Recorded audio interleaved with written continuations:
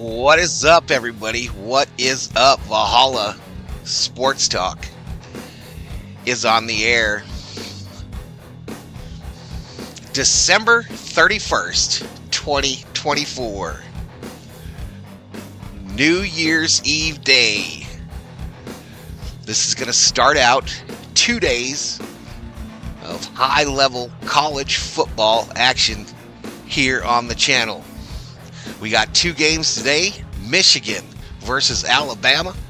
Then tonight, Penn State versus Boise State. And then tomorrow, the Big 3 on New Year's Day. And Valhalla Sports Talk will be here for all the action.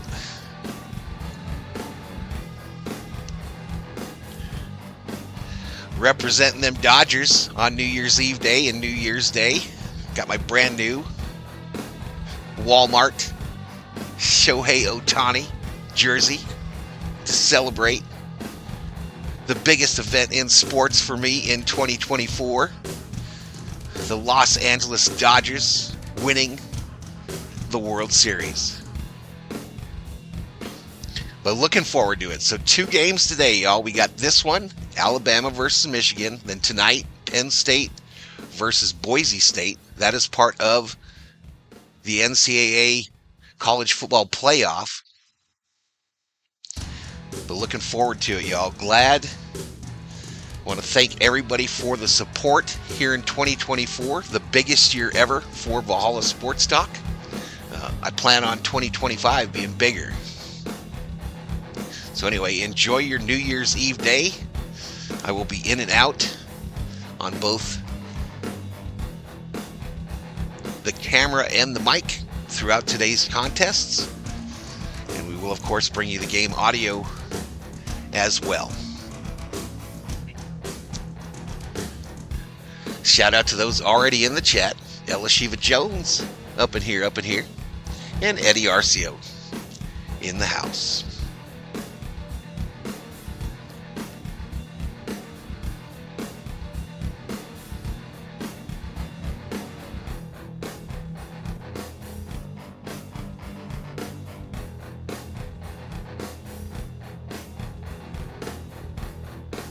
Should never stop.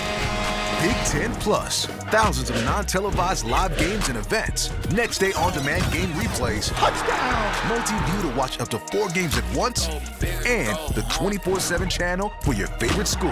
So don't just follow Big Ten action this season. Unbelievable! Hurl yourselves right into the middle of it. Download the Big Ten Plus app today. Penn State. Peachy Paterno and Whiteouts in Happy Valley. Sirius XM, Big Ten Radio, Channel 372.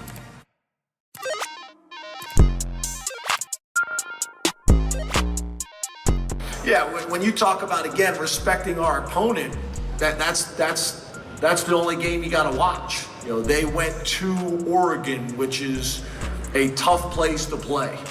And they went to Oregon and not only played well and lost by 3, but had the lead, you know, for significant parts of that game. So it don't take a whole lot more to watch in that game. But yeah, I think for our players and for our staff, that's whenever you share a common opponent, you're able to watch that game and make some parallels. There's a ton of value in that. So yeah, that game was very, I think, valuable for our staff and very valuable for our coaches. That's James Franklin at the news conference yesterday talking about that Oregon matchup with Boise State. Common opponents. Anytime you have a common opponent with a group of 5, it's pretty rare. And going into a quarterfinal, certainly something that they were watching, I'm sure, time and again. Matt Chick Anthony here, Big Ten Radio, Sirius XM 372. Rich Scarcella, Reading Eagle, joins us now as we get set for this matchup there out west. What time zone are you in, Rich? Are you in Phoenix? I'm in Scottsdale, actually, yes. Okay. And we're and it's the Mountain Time Zone, so we're 2 hours behind you. So you're 6:39. Thanks for getting up for us, Rich. Apologies and thank you. Oh, no problem at all. This is about what time I get up normally. Rich is an early riser. Rich is up with he's up with the birds. He's getting his work done, probably getting his workout in. He's probably had a jog. How far did you jog this morning? Yeah. I mean, maybe I'll hit the driving range today. We'll see. There we go. Yeah. That's what he's going to be doing, going out there. Hey, it's golfing weather, 12 months, well, maybe 10. It's a little hot in the summer there at Arizona. But it's going to be perfect conditions indoors coming up tonight. What's the feel that you got yesterday? You had the news conferences and media day. What stood out to you listening to both Penn State and Boise State? Well, I think that Penn State clearly respects Boise State, and as you guys played into this spot, that Oregon game stands out because Boise State played Oregon very closely and gave them a lot of trouble at Oregon, and Penn State just played Oregon a few weeks ago and knows how good the Ducks are, and so I think that grabbed their attention, and I think the other thing is Ashton Genty, Boise State's outstanding running back. He clearly has the respect of the Penn State defensive staff and defensive players. They know they have to be disciplined on defense in order to slow him down. From a health perspective, how do the Nittany Lions sit heading into tonight's game?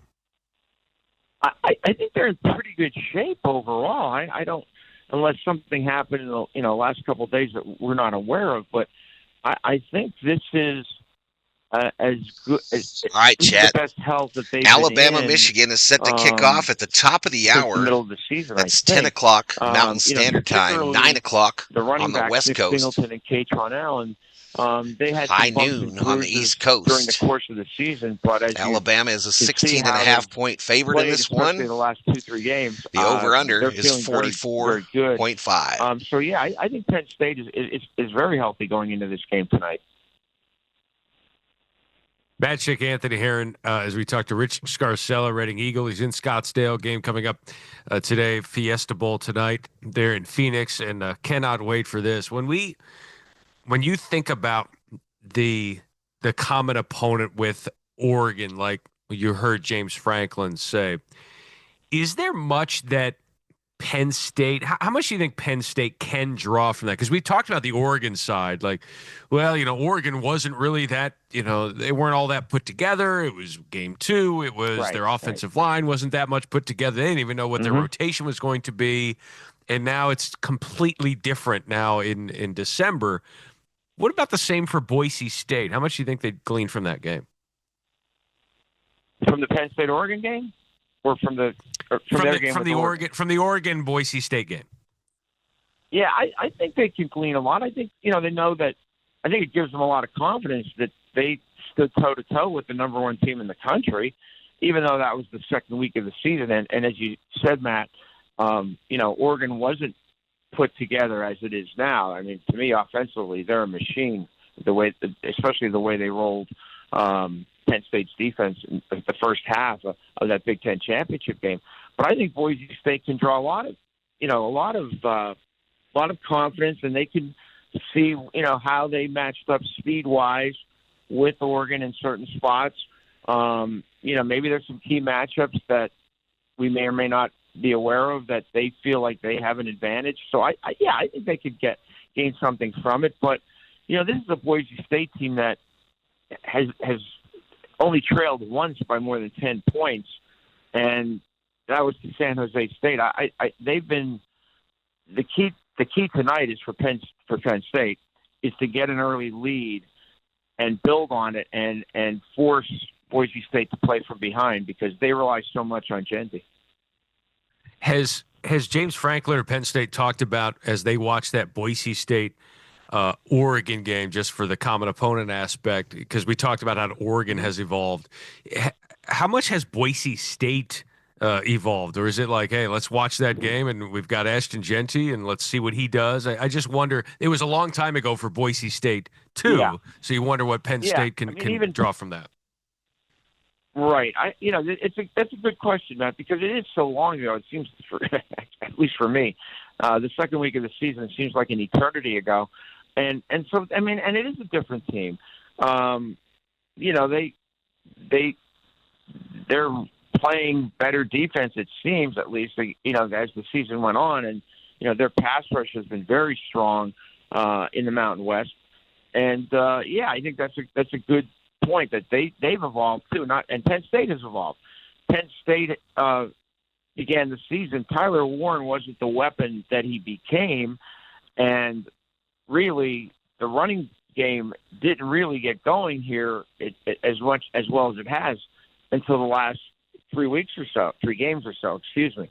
So I think both teams have evolved, but the bottom line is I don't think you can pick up some things, but I don't think you can read too much into that second game. Is there an opponent that Penn State's defense has faced this season that's maybe the closest approximation to what they'll get from Boise State and Ashton Genty? I mean, Penn State didn't play Iowa this season with Caleb Johnson. When they played the Minnesota Golden Gophers, you got a very talented back in Darius Taylor, but he didn't have the season that many of us anticipated he would have. It was actually even more so Minnesota's passing attack that led the way. So I was kind of looking at the schedule recently, and it doesn't feel like there's a matchup for the Penn State defense that you can look to and say, hey, here's how they handled a team with a really run-first, dominant, singular back like they're going to face from the Broncos tonight. The only two that I could compare them to, Minnesota was the one that came to my mind. And you're right, that Minnesota was effective using its passing game against Penn State. Illinois, maybe. Again, that was in September. Luke Altmaier is a good quarterback, but they're a ground-oriented team, and Penn State did a nice job that night containing them. But you're right. There's not. Well, USC is balanced, and Woody Marks had a terrific game against Penn State, but they're not. You're right. They're not the dominant, just completely run-oriented team as a Boise State is. And there's no back, at least in my mind, there's no back in the country that compares to an Ashton Genty. He's averaging over 7 yards a carry. He's 40, 45 yards per game better than the next running back in the country. And he's so hard to bring down because he's so compact.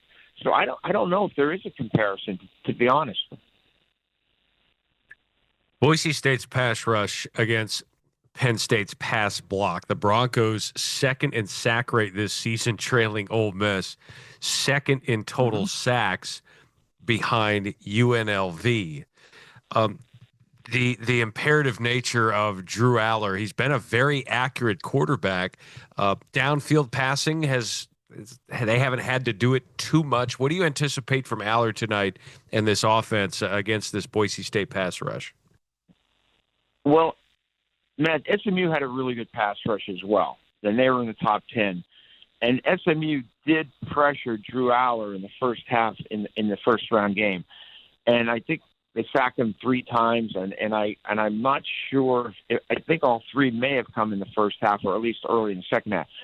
And that was, the weather conditions were obviously miserable because it was very windy. But with what I expect tonight, I expect Drew Aller to be accurate. I expect, this is no surprise, to see Tyler Warren a lot.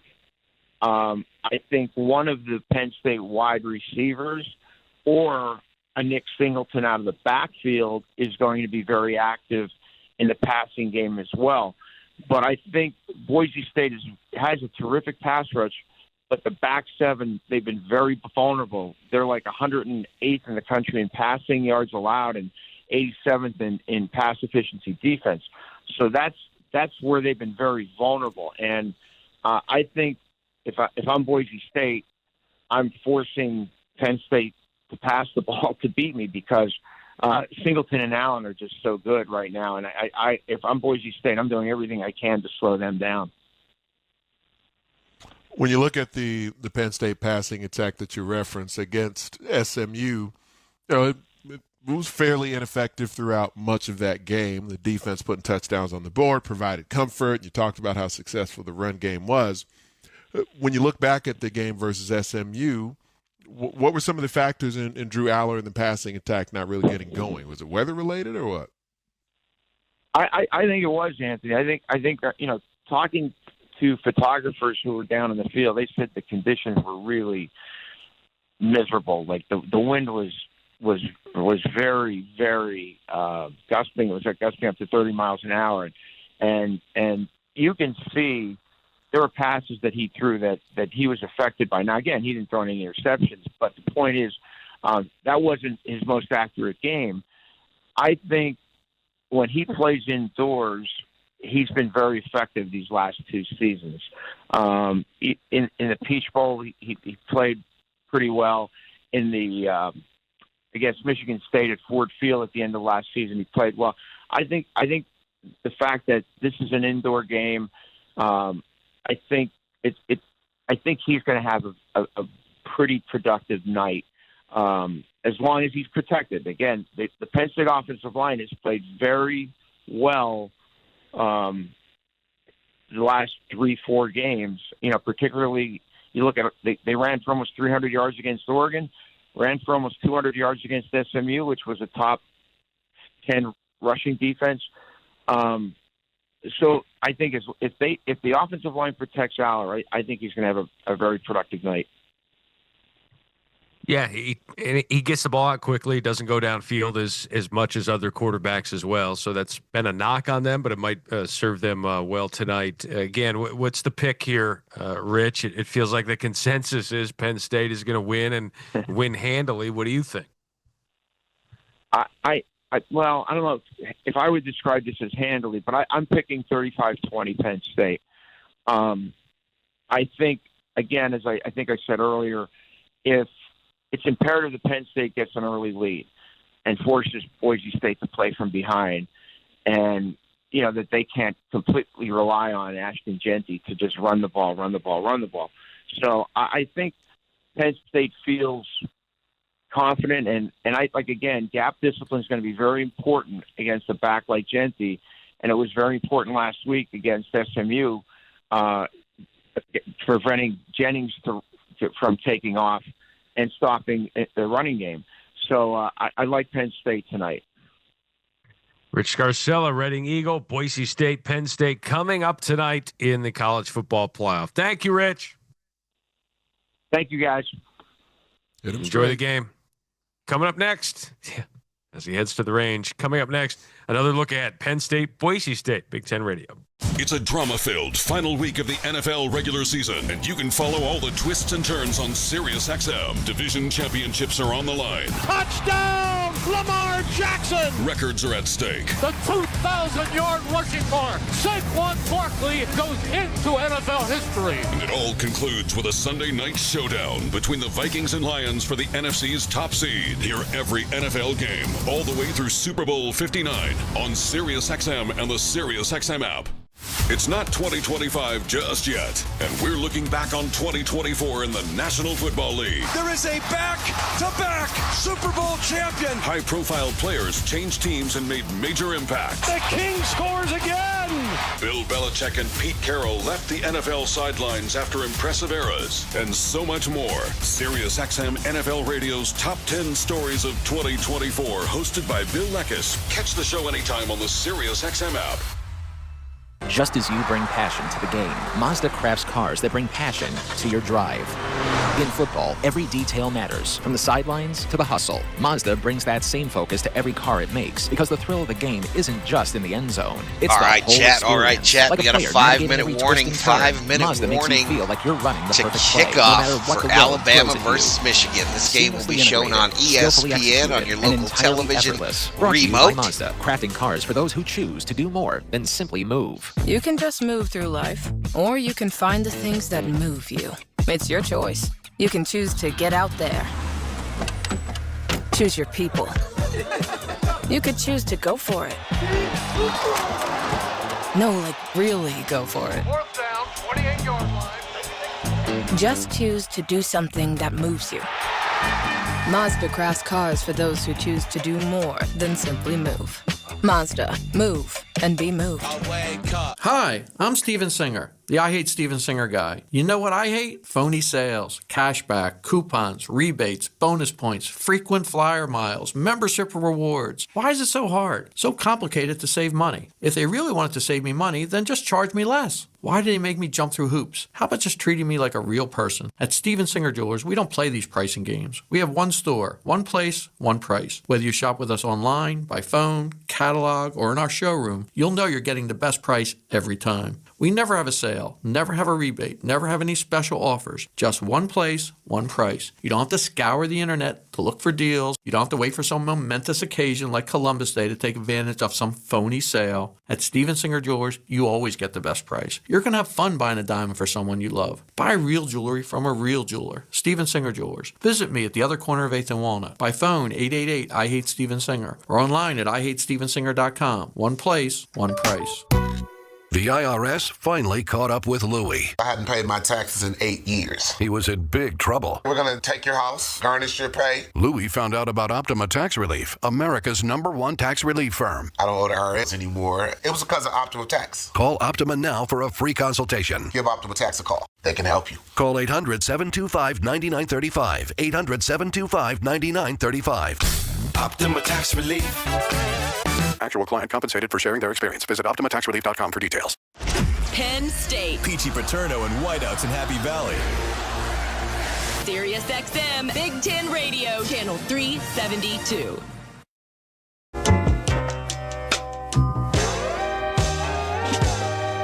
Every day we make choices, whether it's little ones, like what to eat for breakfast, to big ones, like what road you choose to go down. That applies to the road you drive and the road you live. And both roads are better with Mazda. From the moment you step inside a Mazda, you're enveloped by unparalleled expert craftsmanship, soft premium materials, seamless smart technology, smooth handling, and responsive controls. Meticulous attention to detail, all crafted with intention to bring out the pure joy of driving. Every interaction with the car brings you a sense of confidence, a sense of power, and a sense of purpose. Because Mazda believes every drive should move you. It's everything you want in a vehicle that does more than just take you where you want to go. It takes you where you want to be. Mazda knows life is full of choices. Learn how to elevate your drive.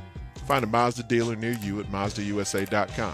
Mazda, crafting cars for those who choose to do more than simply move. Big Ten Radio, Sirius XM 372. More Penn State, Boise State coming up. We'll hear what James Franklin had to say at yesterday's news conference. It was Media Day, plus Big Ten bowl games today. Here's what's happening on Sirius XM Sports. Week 17 of the NFL season is now in the books, and SiriusXM NFL Radio is your place to be for a complete recap, conversation, and reaction. They're breaking down all the playoff scenarios and talking about which team will clinch the final wild card spot in the AFC. That's on Channel 88 and on the SiriusXM app. SiriusXM Sports, wherever you are. Your team plays here. Deborah's closet didn't feel like Deborah. It felt more like a Vanessa. Or even a mom, until she worked with California Closets. Now her clothes are organized, sneaker collection and jewelry displayed. Now her closet screams Deborah. The hidden ironing board is a mom thing, but she is a mom, so. California Closets. We did it for Deborah, and we can do it for you because we know you differently. Schedule your free design consultation now at 800-CAL-CLOSETS or CaliforniaClosets.com. This product is not intended to diagnose, treat, cure, or prevent any disease. The holidays are joyous, so why are you so stressed? Did you find out that your supplements are full of fillers like the rest? Big box brands cutting corners, but one brand stays true to you. Premier Research Labs is backed by thousands of 5-star reviews. Sleep, energy, and stress all go hand in hand. The Holiday Wellness Essentials Bundle supports all three and is 15% off plus free shipping at prlabs.com or on Amazon. Premier Research Labs. We got a big question for the biggest fans of the biggest and best sports conference in the country. Where does the Big Ten sports action never stop? Big Ten Plus. Thousands of non-televised live games and events. Next day on-demand game replays. Touchdown! Multi-view to watch up to 4 games at once. And the 24/7 channel for your favorite school. So don't just follow Big Ten action this season. Unbelievable! Hurl yourselves right into the middle of it. Download the Big Ten Plus app today. The team. Michigan. Sirius XM, Big Ten Radio, Channel 372. The following is a presentation of Sirius XM Sports.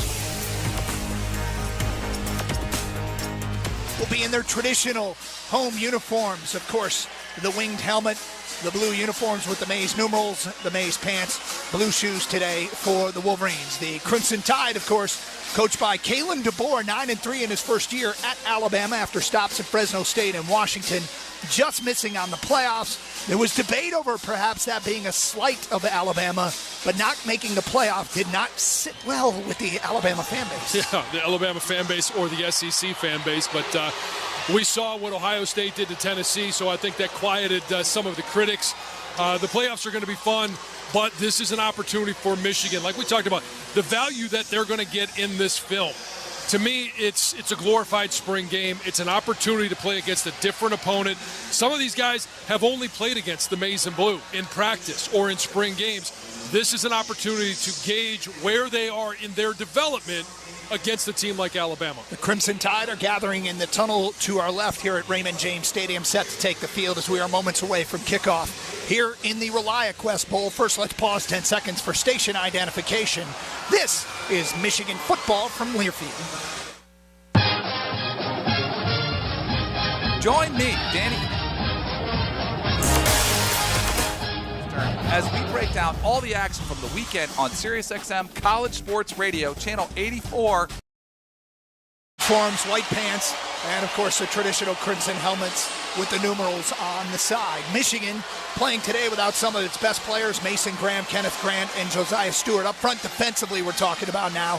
Wink Martindale cited Trey Pierce, Eno Etta, and Ike Iwona as players who have come to prove today that they are capable. And then there's Rayshawn Benny, John. This is a player you're really excited to see now in a full-time role. Yeah, I mean, we saw him more and more as the season went on, but it was in a package that was paired with Mason Graham and Kenneth Grant. They're not here, and now it's an opportunity for Rayshawn Benny to show what he can do as the focal point of this Michigan defensive front. The quarterback they'll be facing, of course, is Jalen Milroe, same one we saw a year ago in the Rose Bowl. Milroe, a redshirt junior out of Katy, Texas, completes 65.9% of his passes, thrown for over 2,600 yards, 15 touchdowns, 10 interceptions. He did fumble twice in the Auburn game. He has a tendency to turn it over. One of those fumbles, by the way, recovered by Alabama. But Michigan defense coordinator Wink Martindale, great quote on facing Jalen Milroe. His arm's strong enough to throw a strawberry through a battleship. When he said that, the whole team looked at him, and he just said, okay, guys, he's got a strong arm. Right, yeah. Please explain. But, yeah, he does. I mean, he's obviously their quarterback. He's their leading rusher as well. He's that 1-2 threat in the college game that really strikes fear into defensive coordinators, because if you put pressure on him, he can escape the pocket, he can extend plays, still make a throw. But like I said, he's their leading rusher, so he can also obviously pick up yards on the ground. Let's go down below for the coin toss. Our lead official, Tutashinda Salam. He goes by Tuta, and that's what we'll call him today. ReliaQuest Bowl. Congratulations, Alabama. Congratulations, Michigan. Alabama, you are the visiting team, and we'll call the toss. The side with the helmets is heads. The sides with the bowl logo is tails. What is your choice? Tails. Tails is the call. Joining us for the coin toss is the ReliaQuest CEO, Brian Murphy, and his family. Mr. Murphy will toss the coin for us. It is heads. Michigan, you've won the toss. You want to defer. That means you want the ball, correct? Which way do you want to kick? Perfect. Speaking for Michigan, the Wolverines, Max Bredesen. Speaking for the Crimson Tide, Deontay Lawson. And there you have it. Michigan will kick off to Alabama. We'll see the Michigan defense first. And we'll set that defense right now. The starters we expect at the edge spots, TJ Guy and Derek Moore. We got Benny and Ike Iwuna at the tackle spots. Jason Barham and Ernest Hausman at the linebacker spots. At corner, Jair Hill and Amir Hall.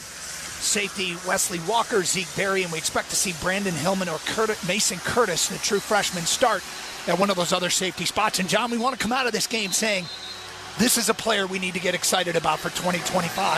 And if I had to predict one, I'm going to predict Mason Curtis. You know what? I'm going to go the opposite, Brandon Hillman.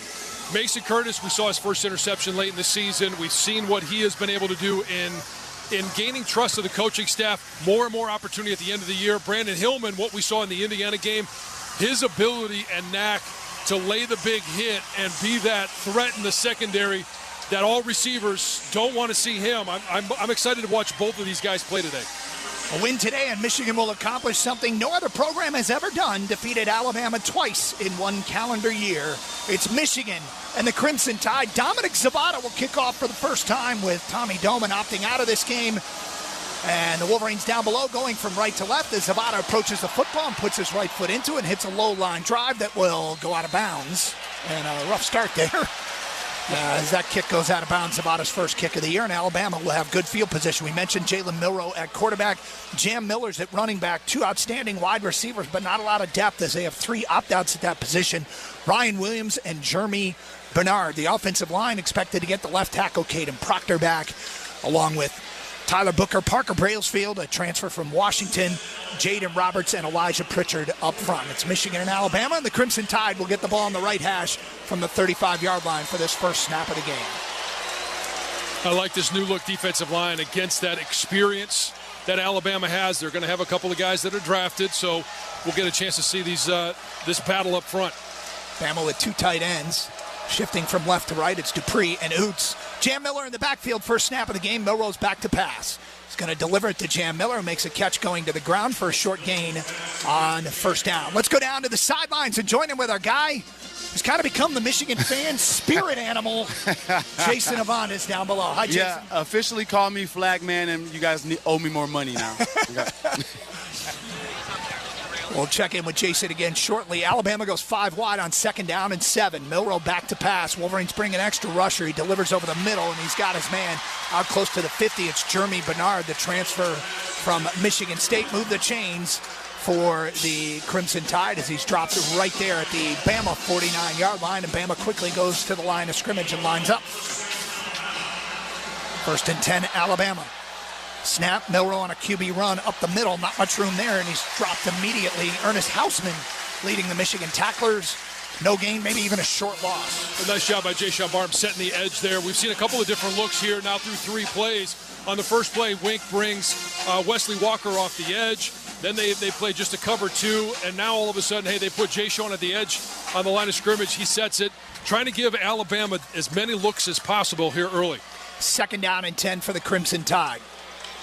Tight formation with only one receiver split out wide right. That's Ryan Williams, the outstanding freshman.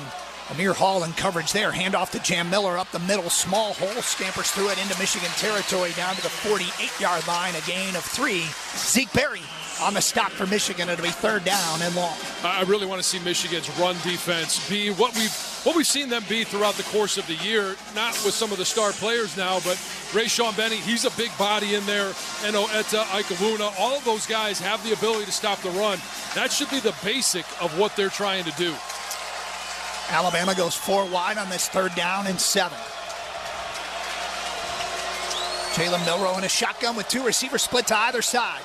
From the Michigan 48-yard line, he looks to the sideline, now barks some commands to his offensive line. Play clock ticking down. Will he get the snap off? He does. Back to pass. Michigan brings a blitz, stepping up in the pocket. Now he'll tuck it and run and trip forward to the 45-yard line. A short gain on 3rd down and 7. It'll be 4th down, and Kalen DeBoer has an early decision to make here. And that's what's so tough about Jalen Milroe. First, he's just a big, strong athlete, so you get your hands on him. He's hard to bring down.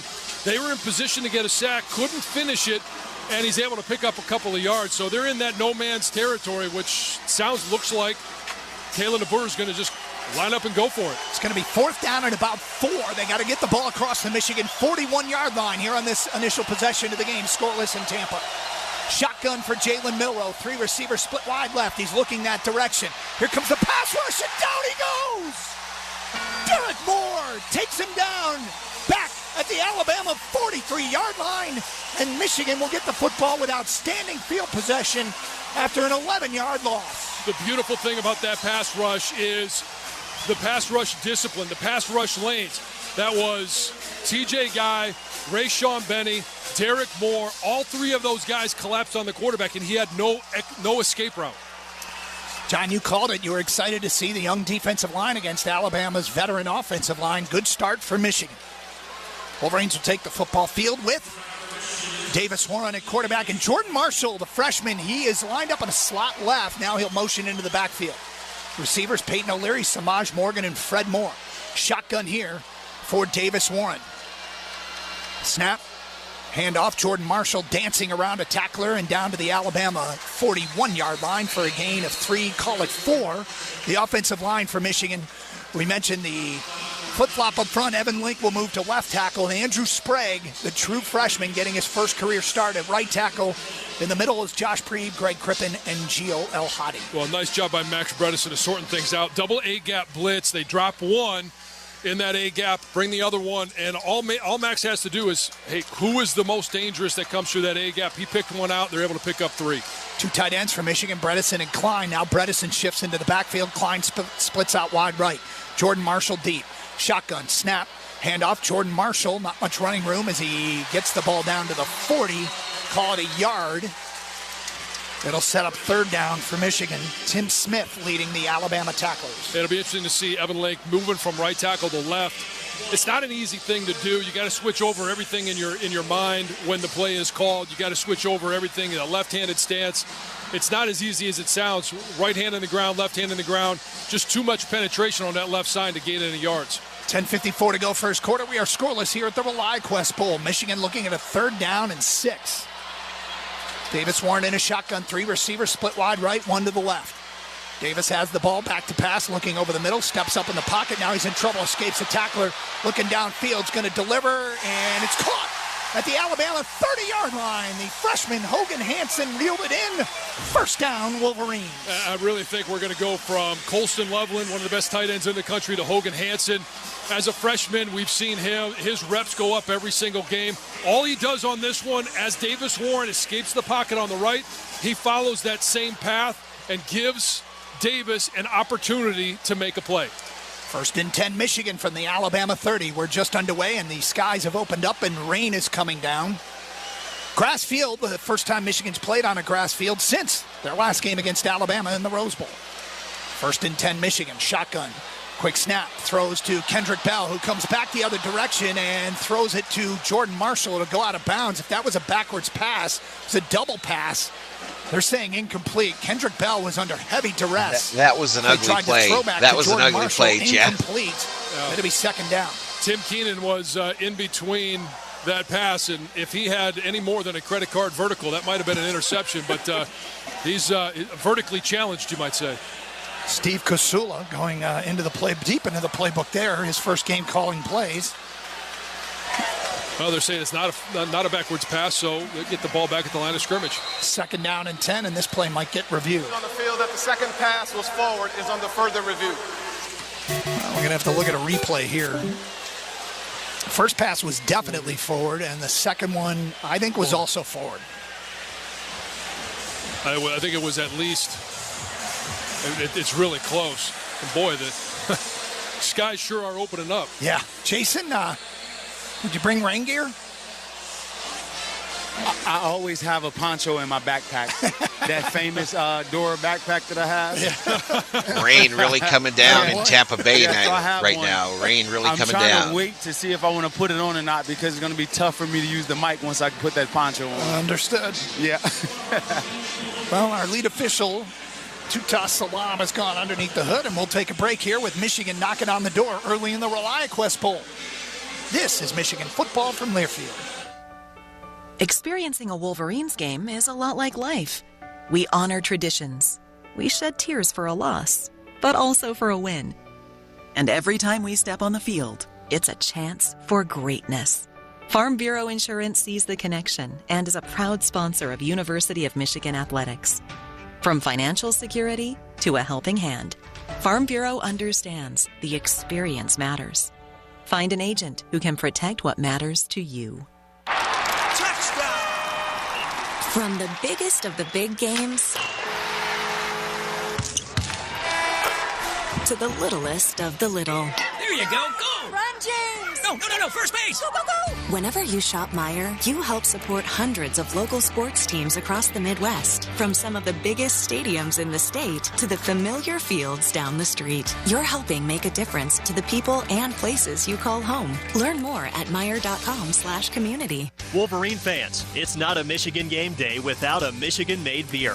Founders Brewing Company, your official craft beer of University of Michigan Athletics, has the perfect beer for you with their Michigan Pilsner. We're trying to get to 19,800 today. 19,800 on the subscriber side.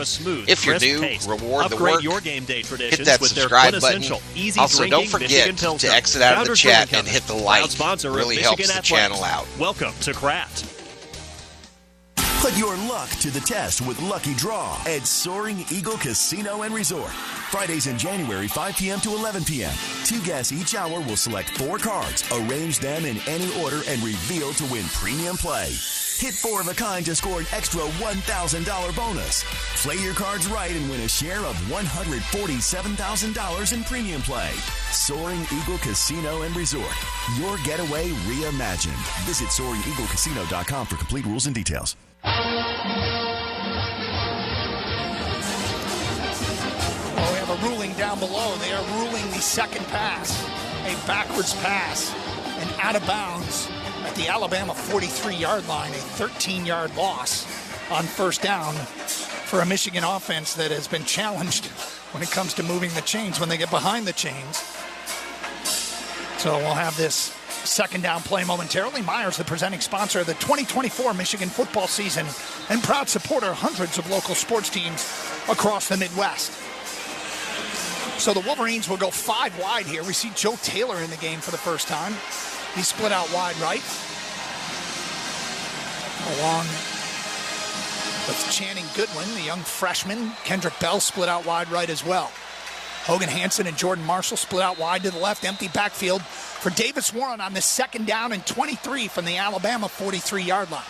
Now they shift Jordan Marshall into the backfield. Alabama crowding the line of scrimmage. Snap. Handoff, Jordan Marshall. He's got some running room up the middle across the 40, and he spins down to the 36-yard line of the Crimson Tide. Good gain there to get some of the yardage back and try and make this a third down and manageable. Yeah, the Alabama defense, that's the second time they've lined up in this double A gap with the linebackers. They're alternating who's been dropping so far in regards to who's going to be coming, who's going to be dropping. It's very important for Greg Crippen to be able to communicate not just to the offensive line, but to Max Bredesen as well as he reads who's coming or not. And there's the double A gap again. Shotgun here on this third down, and Jordan Marshall moving in the backfield, splitting out wide right. Back to pass is Davis Warren. He fires it to Joe Taylor, 30, dives over a defender down to the 26-yard line. How about that for the Chelsea Bulldog? And that'll be fourth down, and here comes Dominic Zavada. Well, as Jordan Marshall goes in motion, how many times have we seen that running back go in motion? And that's the target for the quarterback. So Davis Warren makes it look like he's throwing out there and then throws it in to Joe Taylor. So it's a nice pickup. Just, you know, when you're digging out of a hole like they were, it's really hard to convert that first down. Dominic Zavada hasn't kicked on grass in a game since he was at Arkansas State for a game at Oklahoma. He went 0 for 2 in that game, uncharacteristically.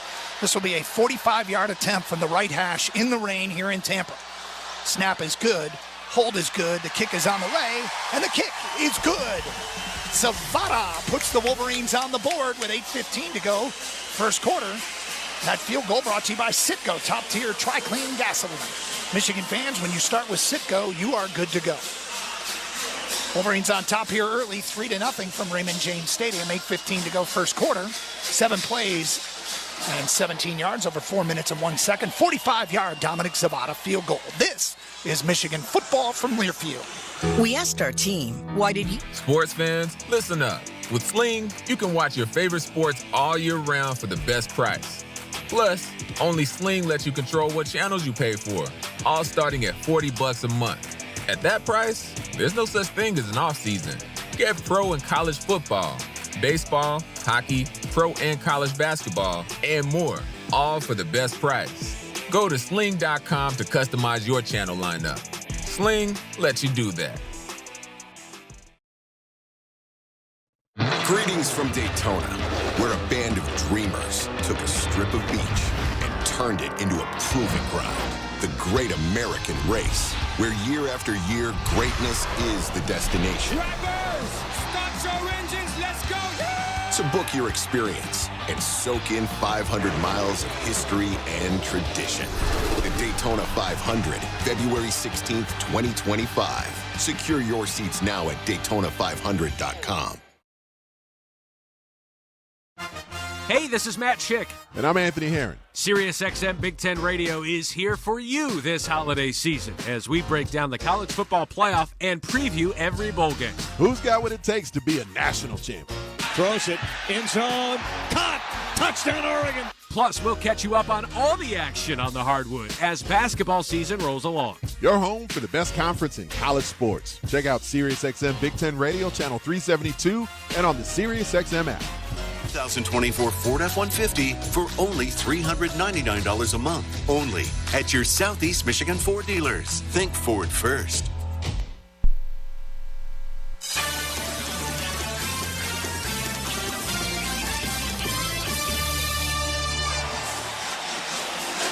It is absolutely pouring rain here at Raymond James Stadium, and one sideline is loving it.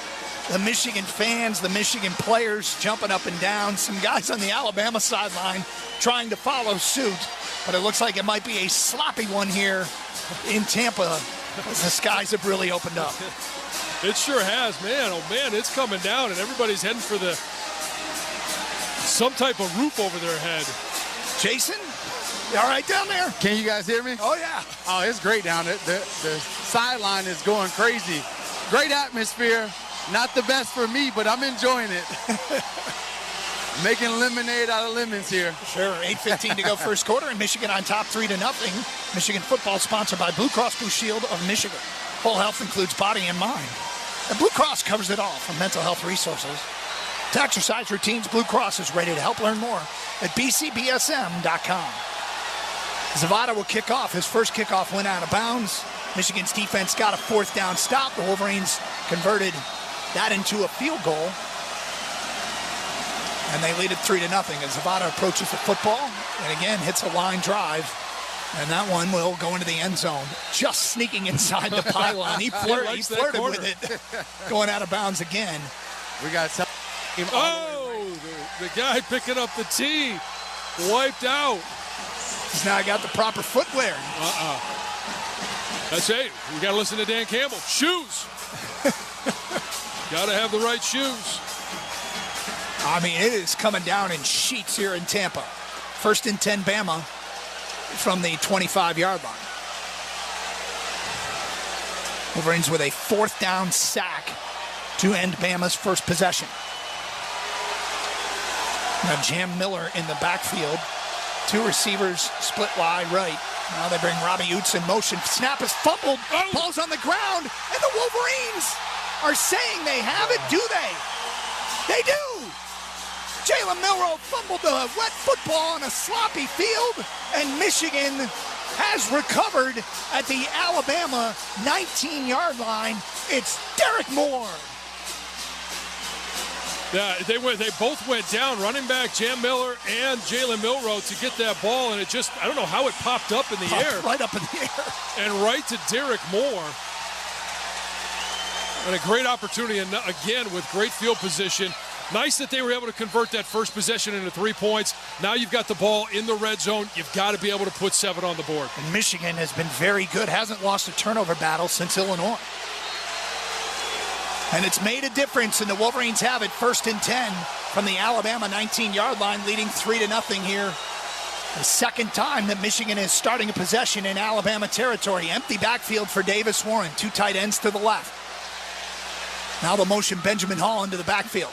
Snap, handoff to Hall, running left. Turns upfield, down to the 18, call it the 17-yard line before he is gang tackled. Gain of a couple of yards on first down. Official bit the dust on that one as well. The sideline judge. They got to go see Sonny, the Michigan equipment manager, and get the proper footwear. Well, and this is where, I mean, as an offensive lineman, you got to love this, right? Because you're probably not going to be putting the ball in the air too much. You've got to be able to control the line of scrimmage. And this front five right here, the official goes down again. Wow. But this is where, hey, you've got to grind it out.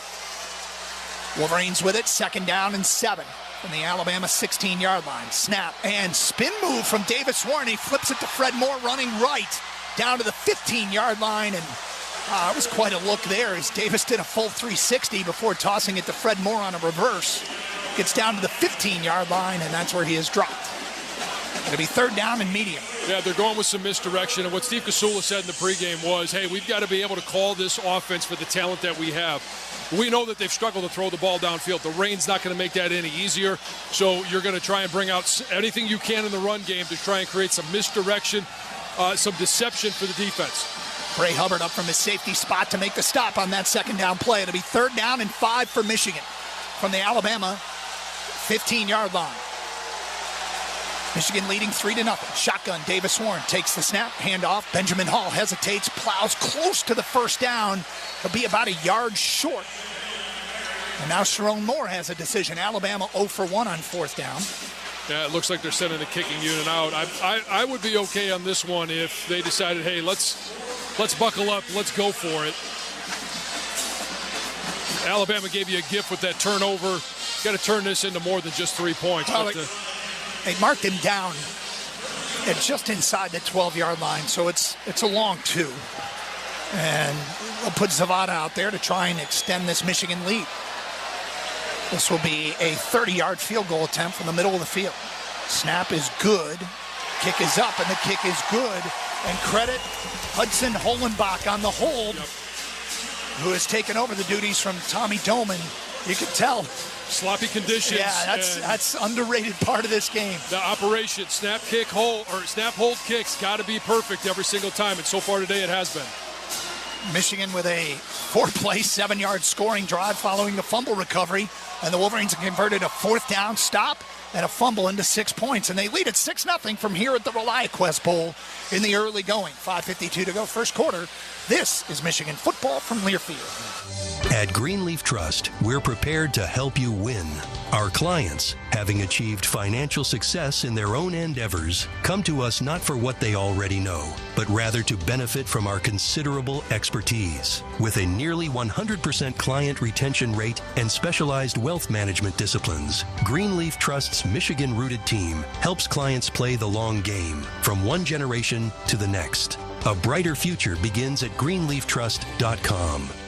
Here's Charles Woodson, Michigan legend. As a young man, I gave my all to the Wolverines, making history, earning a Heisman Trophy, and now I'm back. Introducing Woodson Whiskey, the first spirit sponsor in school history, crafted with the same passion and excellence that defined my career. Woodson Bourbon Whiskey, where legacy meets excellence. Go blue and go Woodson Whiskey. Cheers. And please drink responsibly. You just slept on it funny. I think it's supposed to be that color. It's probably just something you ate. That'll clear right up with some aloe.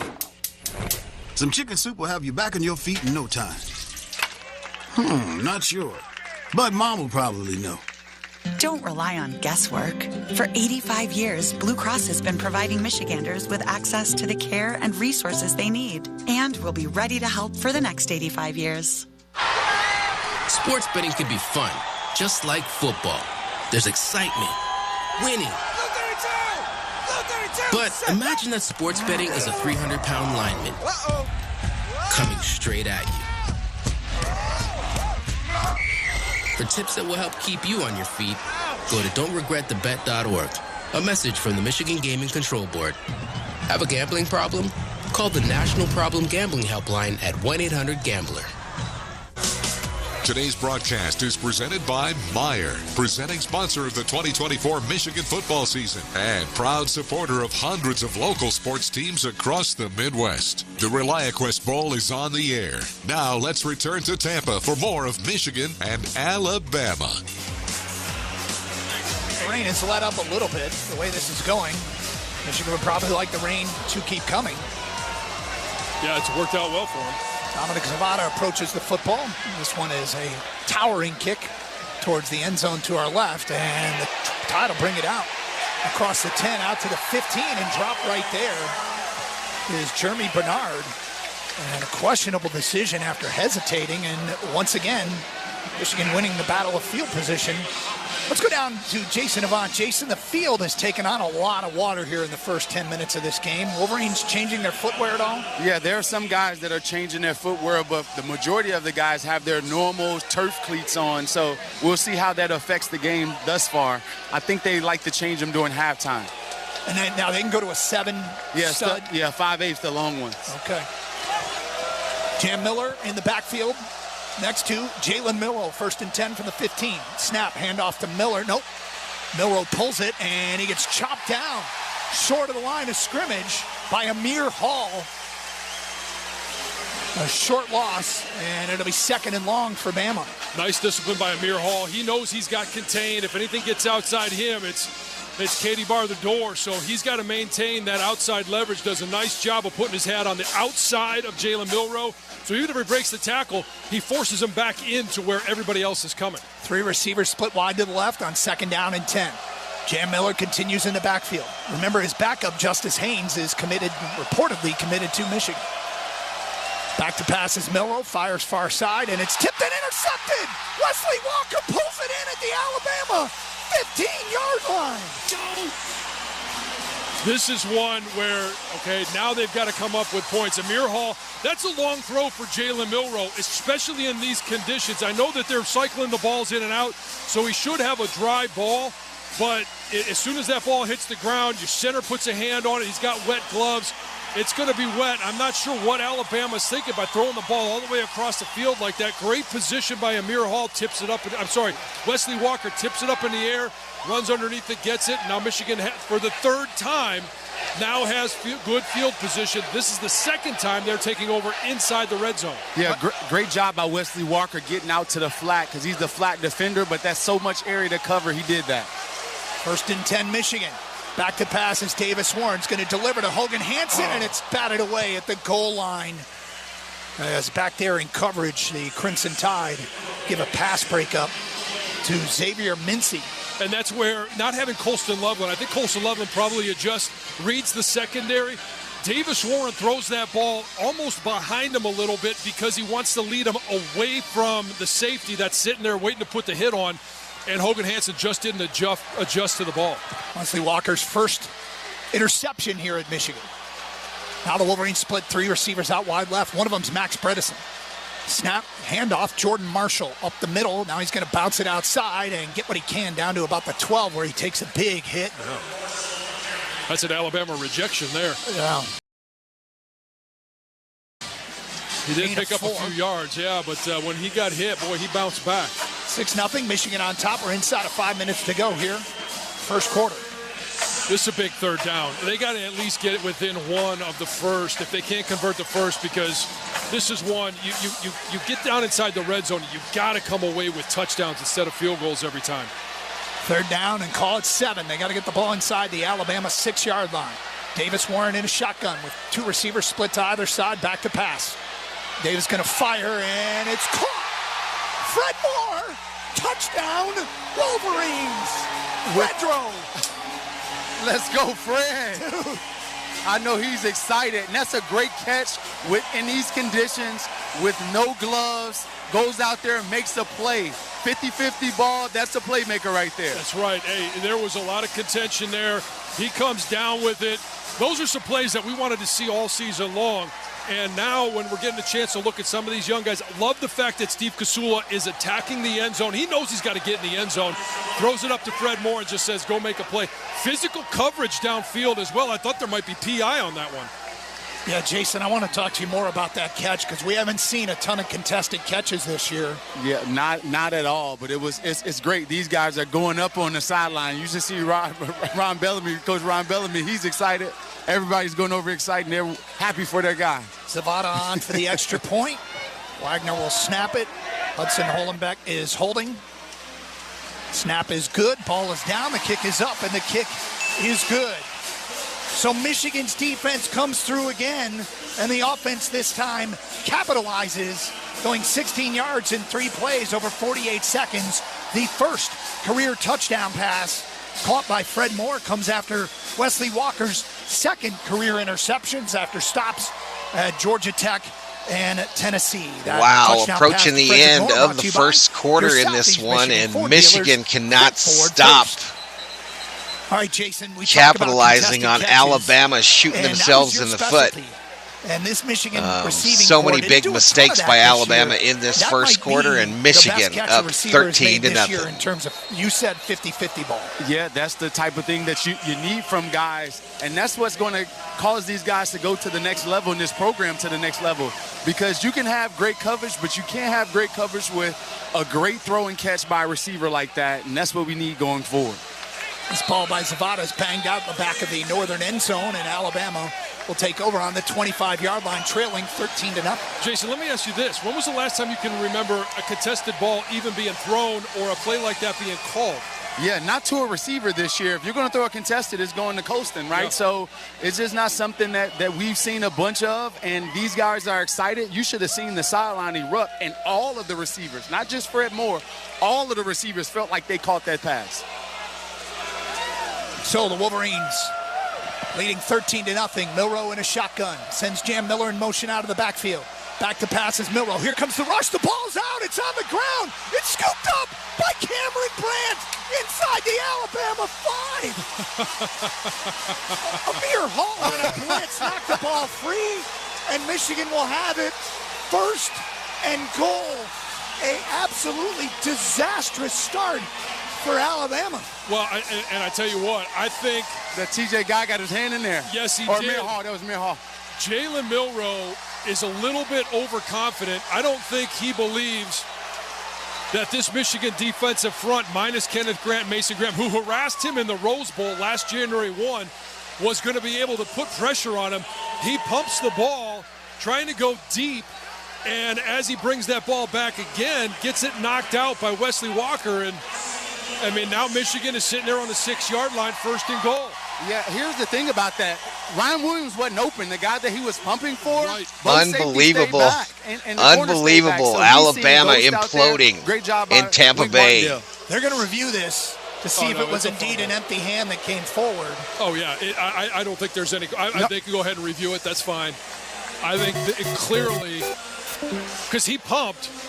And then when the ball was down was when that ball was knocked out. Yeah, 100% there. Well, unless they try to hit us with a Tom Brady tuck rule against Charles Woodson there. Hey, Jason, we went from you having the raincoat on to now. Do you have your sunblock ready? Yeah, now it's going to be humid in these next few quarters. No, I have no sunblock here, but. I don't think I need it from the coast of Africa there, but no, just. We're still waiting to see a replay on this one. It looks to me like that was an empty hand that came forward, and the football went forward. And Amir Hall was the one that batted it out of Jalen Milroe's hands. Oh, yeah. That ball's it was just going back. Yeah. It wasn't even on the way forward yet. This is not a misprint. Michigan 13, Alabama nothing with 4:08 to go first quarter. And the Wolverines, following this review, will have it first and goal from the Alabama 6. Well, how about this defensive front? And I mentioned, I think Jalen Milroe and the experience that this Alabama offensive line is playing with. These 5 guys being able to get Caden Proctor back from injury is like they really believe that they should win that battle up front. And through 8 minutes, 10 minutes of the game so far, they are, Michigan's defensive front has been dominating. Tuta Salam, the lead official, is out from under the hood. After review, the ruling on the field stands. It is a first down, Michigan. There you go. Well done, Tuta. Wolverines will have it first and goal from the Alabama 6-yard line. This is Michigan's 4th possession, all starting in Alabama territory. Yeah, 3 of them in the red zone. And the other one was the first possession was at the 45, ended up in a field goal. Benjamin Hall's in the backfield. Ball security's been an issue for the Crimson Tide, to say the least. Now Michigan with a chance here, make sure that they are securing the football. First and goal from the Alabama 6. Pistol formation, Davis Warren in a shotgun. Brings Samaj Morgan in motion. Handoff, Benjamin Hall up the middle inside the 5. And gets down to about the 3-yard line. Oh, they're going to call it just inside the 5? Well, he was inside the 5. Are they marking him back at the 5? Yeah. Yeah, I'm off and on the mic. CeeLo off and on. 10-yard line on the south end, and this play is being run at the north end. Yeah, all the action's been on that north end there. It's been a lot of fun if you're down in that end zone, but Michigan has not been able to get very much going on the Happy inside. New Year, man. We saw a couple of trick plays. I got my $30 Otani jersey from Walmart.com yesterday, so I'm going to sport it for New Year's. He takes the snap. He's going to roll out right. Alex looking, and nobody's open. He's going to put his head down and get what he can inside. This one's inside the 5. We'll see where they mark it. Down at the 2-yard line. Alex, a little, give him a chance to break typical protocol. They're going to have him throw. Yeah, I mean, his first option there was to find somebody in the end zone. Nothing was there, nothing he felt comfortable with. So he decided to do what he could and try and get some yards. Now we're looking at third and goal from about the, 2.5? Yeah, 2.5-yard line. Wolverines go empty backfield here. Now they'll shift Benjamin Hall into the backfield. 2 tight ends to the right are Hogan Hansen and Marlon Klein. Out of hurry against the play clock. Shotgun, snap. Davis Warren's back to pass. Looking, steps up in the pocket. He's going to run and get down to about the 2, and that's where he is dropped. It'll be 4th down, and if you're Sharon Moore, do you send the field goal unit on? Yeah. He does. In a game like this, and the object is to here win comes the game. Dan Campbell. I want to put some guys in a position where you got young guys. You've got obviously Sprague at right tackle, Link at left tackle. You've got a young backfield. See what they can do on 4th down. Kasula's the one calling the plays. Put a little pressure on him as you develop your coaches. You're not just developing players, you're developing coaches as well. Zavada on for the field goal from extra point distance. It's up and it is good. And Michigan extends its lead to 16-0 with 2:04 to go here in the first quarter. Michigan has 16 points in 4 possessions on 43 total yards. Yeah. It sounds about Michigan right there. Yeah. Well, yeah. Alabama's got to feel pretty lucky that they've given up the ball 3 times in the red zone. And every time Michigan's had the ball, it's been on their side of the field and only down 16 points at this point. John, I agree with you in that scenario to go for it because you know that Alabama's going to go man-to-man because they feel like they have more talented players than you. So you can devise a scheme to get a one-on-one matchup easily in that situation. And that's where, if I'm Sharon Moore, I tell Steve Kasula, hey, give me your best man route. Give you your best man combination. You've got picks. You've got different ways that you can get guys open. And just go out there and make a play. We saw it with Fred Moore. Why not just go that same route? 16-0, Michigan on top. 2:04 to go first quarter. Zavada approaches it, and we'll kick off another towering kick towards the northern end zone, and this one will go into the end zone, and Alabama will take the ball at the 25-yard line. I'm going to need Zavada to make an adjustment here. You don't like him that corner of the end zone all the time? Like everything is over to that left corner. Well, only the first one went out of bounds. That's true. As long as he keeps kicking off, that's a good sign. Well, and here's what I like about it is anytime you can kick outside the numbers, you cut the field in half. It makes coverage a little bit easier. Jason, I know you've been on kickoff coverage before. Yeah. And it really does eliminate half the field. Yeah, that's true. Alabama with turnovers on its last 2 plays. Shotgun, Jalen Milroe takes the snap. Back to pass. Goes QB run. Up the middle. Goodness. Breaks a tackle across the 30. Out to the 33-yard line. Looked like Jayshawn Barham had him in the backfield, and he escaped that tackle. Gain of 8. Well, Jayshawn Barham came unblocked, and I think was a little surprised as he was coming off the edge. There was no one there to pick him up, and he did what he was supposed to do. You take that downfield shoulder, so you force him in the up inside the pocket. Shotgun, Milroe takes the snap, hands it off to Jam Miller running left, and he slips. He tries to cut up field for no gain. Yeah, anytime you try and get to the edge, the field conditions, and I don't think the field conditions are going to get any better today from that heavy downpour that we had, is going to be an issue. 3rd down and 2. They hand it off to Jam Miller up the middle, and he just got the first down as he reaches the ball out across the 35-yard line and moved the chains for Alabama. Well, this could be an opportunity for Michigan to start to make some adjustments as, hey, they're allowed to substitute right now. Alabama changed personnel, so Michigan is changing personnel. 1st and 10, Alabama from the 35-yard line. Milroe in a shotgun with Jam Miller off his left hip. Now the motion Miller out of the backfield. Back to pass is Milroe. They're setting up a screen, and slipping as soon as he caught it is Ryan Williams. And that was 2 yards behind the line of scrimmage. You know, when you talk about what this Alabama offense has been good at all year, it's Ryan Williams, it's Jeremy Bernard. They want to be able to get the ball downfield and use their athletic ability. The field conditions right now are limiting that, and they're forced to try and go with some of those wide receiver screens or just run inside the tackles. 2nd down and 12 for Bama. Milroe in a shotgun. Jam Miller continues in the backfield with 3 receivers split wide right, tight end left. Snap. Milroe goes QB draw up the middle, and he's got nothing and gets dropped by Rayshon Benny for no gain. Well, and here's the other thing. That side of the field has seen all the action. It's pristine down on this end. And that's where the Wolverines will be defending this 3rd down and long, because that is the end of quarter number 1, and they switch ends. Michigan leading the ReliaQuest poll 16-0 here after 15 minutes. This is Michigan football from Learfield. Is there any trip more delightfully unpredictable than a road trip? After all, who knows where the road will take you? Who knows where you'll stay? Will it be that no-name hotel that says no to every request? No, you'll have to find the elevators yourself. Or maybe the one with the extra stale Danish for breakfast. I think I broke a tooth. When you want a place you can always rely on wherever the road takes you, it matters where you stay. Welcome to Hampton by Hilton. Don't forget about our free hot breakfast. Hilton, for the stay. Sling has the sports you can't miss and will reward you for watching. Every time you watch is another chance to win cash and prizes. Plus, only Sling lets you choose and customize your channel lineup, starting at just $40 a month. At that price, there's no such thing as an off-season. Catch all your favorite sports. Go to sling.com to customize your channel lineup and start earning rewards just for watching. Sling lets you do that. Restrictions apply.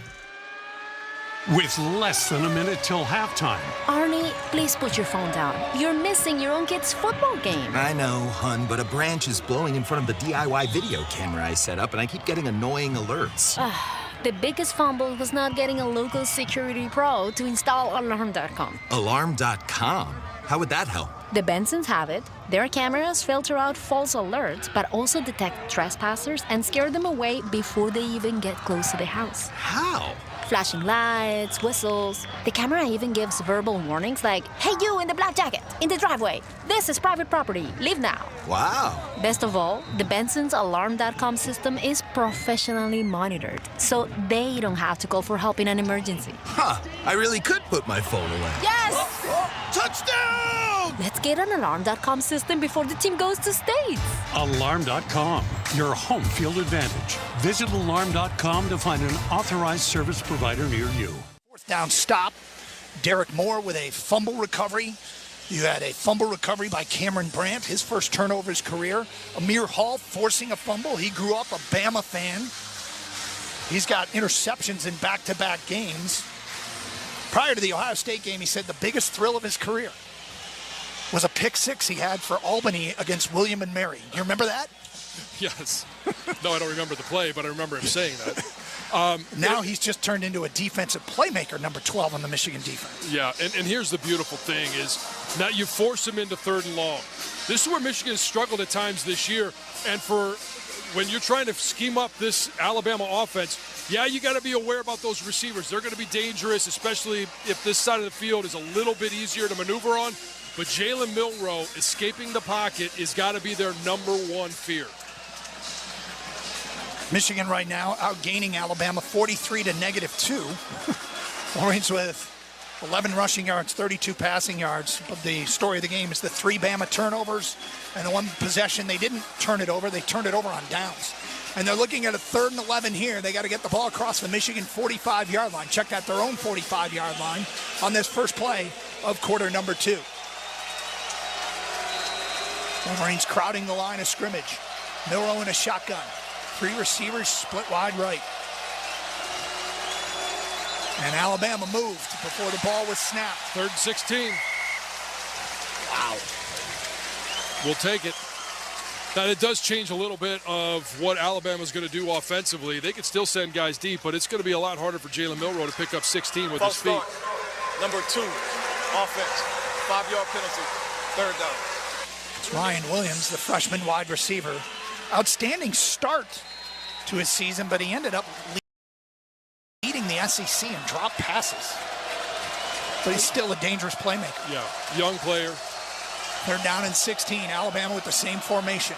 Shotgun for Milroe with 3 receivers split wide right. Back to pass is Milroe. Steps up in the pocket, and he's going to try and run and slip at the 30, and down he goes. Ernest Hausman was closing in. You can't make these sideways cuts on this field. The guys keep slipping for Alabama, not making adjustments. And Doug, one of the things that we didn't get to in the pregame was talking about the depth and the talent at that linebacker position. We know they've got Jay Barham, Ernest Hausman, but we're going to start seeing some of those young players. Cole Sullivan, we started to see him at the end of the year, but that is a great example of the closing speed of these linebackers, forcing quarterbacks not to be able to just run downfield. Alabama will punt, and back to field. And for Michigan is Samaj Morgan, who will catch it at the 20-yard line. A fair catch right there. And how about this? After starting possessions on the Alabama 44, 18, Alabama 16, and Alabama 6. Michigan will start at their own 20-yard line following a 50-yard punt. Now we'll get a chance to see what Steve Kasula has in his pocket, starting back in their own side of the field. And I would look here early in this set of downs for them to try and open it up just a little bit and, try and loosen up this defense. Maybe spread some guys out, take a shot downfield. Alex Orgean at quarterback for this first down play. A shot downfield from Alex at quarterback would break tendencies for sure. Samaj Morgan in the backfield along with Jordan Marshall. Snap and handoff to Marshall up the middle across the 20, battling out near the 25-yard line. And that's what he'll get, 5 yards, the freshman running back, before linebacker Juha Campbell brought him down. And a 2nd and 5. Jason, I'll go to you on this one. 2nd and 5, even though they're back in their own territory, isn't this one where you try and send one deep? Yeah, 2nd and 5 is a favorable down because if you don't make it, you got a 3rd and 5, which is still manageable and makeable. So, yes, 2nd and 5 is one of those type of shot downs. To be fair, Jason always wants the Wolverines to go deep. Yeah, but not much this year, buddy. 2nd down and 5, Davis Warren back in at quarterback. Takes the snap. Pump fake, looking downfield, and delivers to Samaj Morgan underneath. Makes a man miss, dives across the 25 out to the 28-yard line. They were looking for Peyton O'Leary deep. And they had him. Did they? Oh, he had 2 steps on his guy. If he just waits just a split second longer and lets that one sail. And I'm kind of wondering if, the turnovers at the beginning of the year, we've seen Davis Warren come back in the second half of the year and play better. If there's still some of that in the back of his mind, like he doesn't really want to take that chance and risk the ball, that one would have been a nice risk to take because it was there. Injured Bama defender making his way off the field. It's Jamarian Latham, the defensive lineman. It's going to be 3rd down and 2 for Michigan. Davis Warren in a shotgun, 2 receivers split wide left, 1 to the right. Benjamin Hall in the backfield.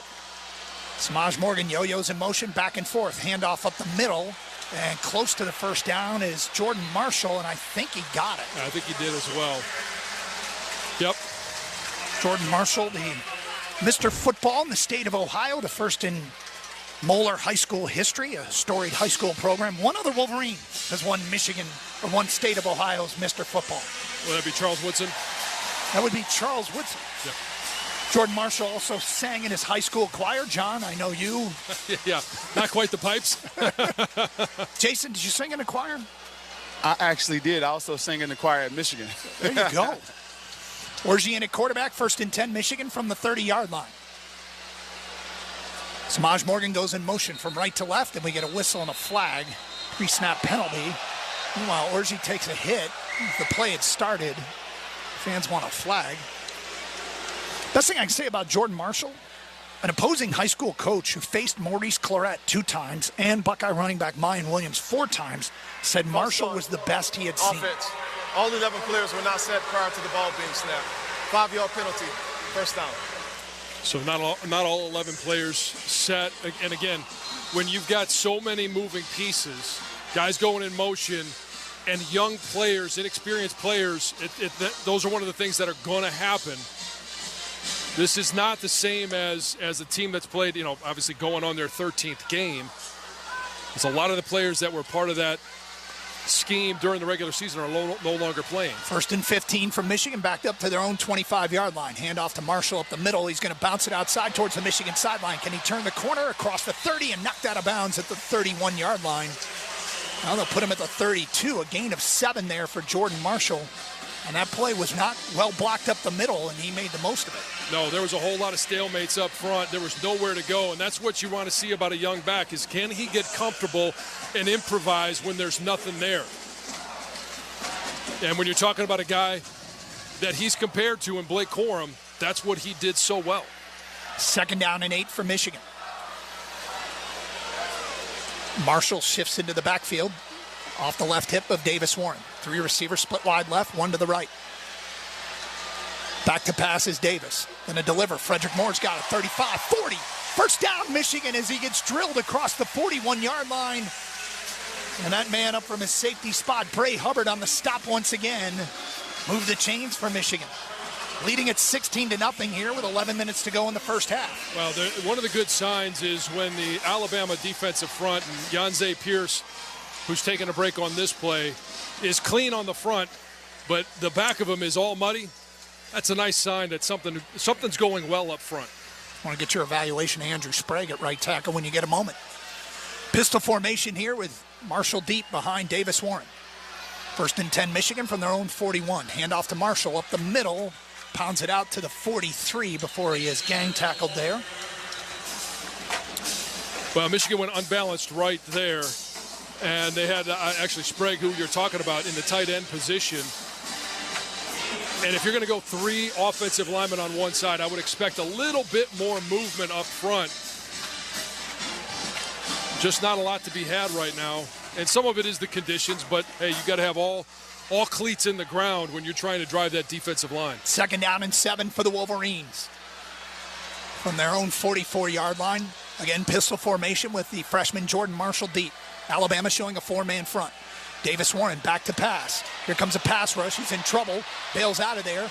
Looking downfield, and he's just going to throw it away. Smart decision there by Davis to live and play for another down, especially up 16-0 here. Well, you were talking about Andrew Sprague, and, young freshman get an opportunity to start at right tackle. What I really like about him is his balance. Even on that play there, he's passing off a linebacker blitz to Giovanni El-Hadi, and as he's coming inside, he's going to have to manage that defensive lineman who you know is not going to stay in there. You're going to have to change directions. He's doing a nice job of changing direction, but keeping good balance at the same time, a nice base. 4 wide for Michigan on this 3rd down and 7. Snap. Wolverines are going to run it with Benjamin Hull, and he's going to get stacked up right at the line of scrimmage. There's a flag down right at the line of scrimmage, and it's, I believe, going to be an illegal formation against Michigan. Illegal formation, offense. There were more than 4 players lined up in the backfield. The penalty is declined. It's 4th down. Jason, I don't know if you're on the line of scrimmage there. Was that just a tackle that was too far back? Yeah, so it looked like, from my standpoint, that it looks like the tackle needs to move up a little bit. Left or right? To me, it looked like the left because it was the guy. Evan Link. Yeah. Well, we'll see Hudson Hollenbach for the first time. His first collegiate punt. Transfer from Mississippi State. A left-footed punter. Watched him in warm-ups, and at times he's been very impressive prior to games. And he puts his left foot into this one, and Ryan Williams will field it at the 16-yard line and drilled immediately. Downfield, making that tackle, was Bryson Cusdall. No return for Ryan Williams, and Alabama will take over at their own 16-yard line following a 39-yard punt. Hey, John. Yeah. I got to give you an update. Coach Ron Bellamy just came over and cursed the receivers out for not getting on the line, so I'm pretty sure it was the receivers. There we go. Michigan leading at 16-0 with 9:14 to go here in the first half. This is Michigan football from Learfield. After suffering. This fall, take charge of your college football season with Sling. Sling gives you a custom channel lineup that lets you do game day your way. Get your must-watch games on channels like ESPN, ESPN2, SEC Network, and Big Ten, starting at just $40 a month. The biggest games, the hottest rivalries, and the teams you love. Everything about college football that makes you want to rush the field. Sling lets you do that. Go to sling.com to choose your channel lineup today. Don't miss a feast of festive football on Sirius XM FC. Ho, ho, ho. From the drama of the Premier League. Merseyside magic from Mo Salah. To the excitement of Serie A. What a start for Inter. Enjoy your holiday season with the gift of live soccer. Stupendously magnificent. Courtesy of Sirius XM FC, channel 157 in the car, and the Sirius XM app. Head to SiriusXM.com/soccer schedule for all the match listings. On SiriusXM's Radio Classics, you find timeless characters. Well, we got so many favorites. Matt Dillon, United States Marshal. Timeless comedies. The Jack Benny Program. I always get a couple of good chuckles out of those. Jack Benny's just hilarious. Well, what do you know about that? Classic radio shows that you love. I simply adore Dragnet. We're police officers. My name's Friday. Radio Classics on Channel 148 and the SiriusXM app. By supporting the Wolverines. Michigan Athletics is offering ticket discounts on upcoming events to ring in the new year. All you got to do is head over to mgoblue.com/promo and enter promo code NEWYEAR, all one word, to check out some great deals on tickets for select winter sports events. That's mgoblue.com/promo with promo code NEWYEAR, all one word, to join us for some big events at discounted prices. Happy New Year from Michigan Athletics. Doug Karsch, John Jansen, Jason Avant down on the field. Tampa, Raymond James Stadium, the ReliaQuest Bolt. Michigan on top, 16-0 with 9:14 to go in the first half. Alabama with the football on their own 16-yard line. The Crimson Tide have turned it over 3 times. The Michigan defense, well, they're playing without 4 potential first-round picks, and they don't look like they've lost a step, at least so far today. But Alabama very talented. You don't want to see them get going. Milroe in a shotgun back to pass. Going to deliver. Yes, it is I. Complete for a gain of 5 on first down. That is Josh Cuevas. Well, and with the propensity that Milroe has had to turn the ball over, you want to make him go the length of the field. So keep everything in front of you. They go quickly. Jam Miller's got a hole off the left side out to the 25-yard line, just shy of the sticks. Check that was Richard Young on the carry, his first carry of the game.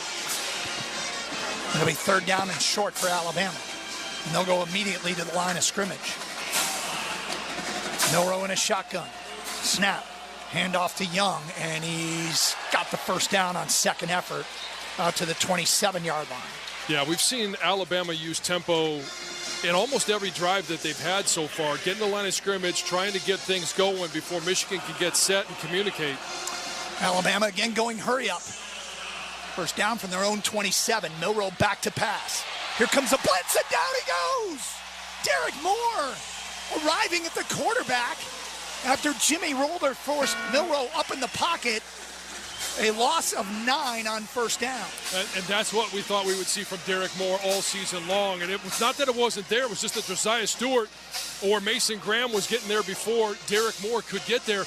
And here's what I like about it is you're going to gamble at some point, and you're going to have to get a win. TJ Guy was covering the tight end, and it's not a matchup that I like. But when you can win up front, those are some of the gambles that you're willing to take. And we get a whistle and a timeout taken by Michigan with 7:39 to go first half, and the Wolverines on top 16-0. Let's pause 10 seconds for station identification. This is Michigan football from Learfield. Hey folks, this is Jason Horowitz. Did you know SiriusXM is a channel dedicated to nothing but the Big Ten? It's SiriusXM Big Ten Radio. Just head to the SiriusXM app and search Big Ten. Wolverines on top 16-0 here in the ReliaQuest Bowl. We have a timeout. Alabama looking at a 2nd down and 18 deep in their own territory. This is Michigan football from Learfield. You just slept on it funny. I think it's supposed to be that color. It's probably just something you ate.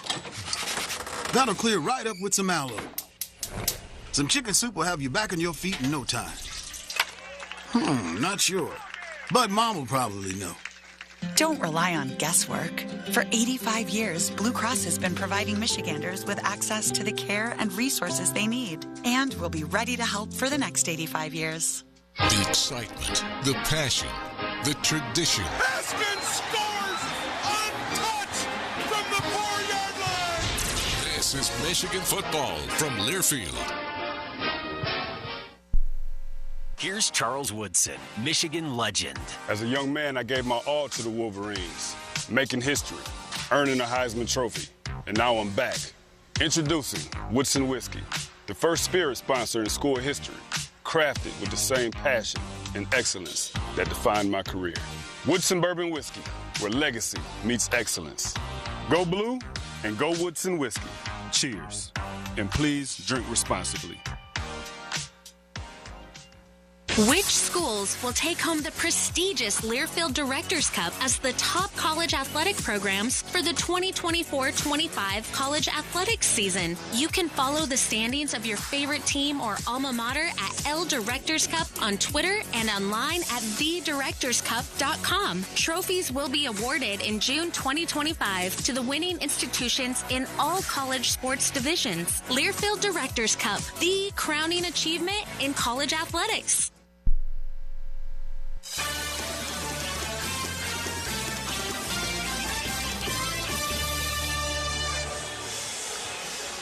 Doug Harsh, John Jansen, Jason Avant back at Raymond James Stadium with Michigan on top 16-0 here in the ReliaQuest Bowl over Alabama. Derek Moore, who was 10th in the Big Ten in QB pressures, or as Wink Martindale called them, kind of side-eye, almost sacks. Derek Moore had 2 sacks all season. He's got 2 in the first half in this game. He did not love his experience at Busch Gardens on the Serengeti Flyer. Oh, he didn't? He did not like the ride. And said, get me out of here and get me back to the hotel. Out on the football field. He's flying high. He certainly is. And Wink is doing a great job of getting him one-on-one with that left tackle. I like that matchup, and I like the confidence that he's playing with because I mentioned TJ Guy. He was lined up on the tight end who was in the slot. Not a great matchup. I don't like him in coverage, but if you're going to gamble there, you better get home. They created a one-on-one matchup with a walk-up linebacker next to Derek Moore. And at that point, you just say, hey, you've got to win before they do on TJ Guy. Jimmy Roller and Jaden Hood in for the Michigan defense at the linebacker spots, and they crowd the line of scrimmage on the 2nd down and 18. Jalen Milroe back to pass. Wolverines bring an extra rusher. Milroe is going to dump it off and incomplete. Looking for his tight end, C.J. Dupree, the transfer from Maryland. And under duress, not a good pass. It'll be 3rd down. Boy, they are really in the head of Jalen Milroe right now. I know the pocket was starting to collapse a little bit, but I think he still had some more time to keep his eyes downfield and just went for the outlet, but didn't even look. 3rd and 18 with the ball on the 19-yard line of the Crimson Tide. They have to get it across their own 37. Back to pass is Jalen Milroe. He's going to let one go deep down the near sideline, and the closest man to it was Zeke Berry. Dives incomplete. Ryan Williams was who he was looking for. Berry ranging over from his safety spot. Had a chance at it. Would have been a heck of an interception, but it's 4th down for the Crimson Tide. Well, and this is where I think Jalen Milroe, he's got some antsy feet right now, and rightfully so. He's been hit. He's turned the ball over. Not a lot of confidence, but he had plenty of time to hold on to that ball. If he just holds on to it for another half second, that might be a completion. Alabama has run 22 plays offensively for 2 total yards. Back to punt is James Burnett for the Crimson Tide. Puts his right foot into it. Samaj Morgan will range over and signal for a fair catch and make it inside the 30. Good punt. Another one from Burnett. And Michigan will have the football with 7:22 to go in the first half and a 16-0 lead. 54 yards on the punt. Hey, Jason, what's the sun like down there? Because I think that was one where I know Samaj, he's a threat to return it, but just didn't on that one. Was the sun a factor? Yeah, I'm kind of mimicking Samaj's position. It's the sun that will be right in his face in that scenario. Yeah. Glad he came down with possession. Well, ball security has been an issue for the Crimson Tide, not for the Wolverines so far. And it's important here in their own territory, and we get a whistle, and Alabama's going to take a timeout before this first play of this drive.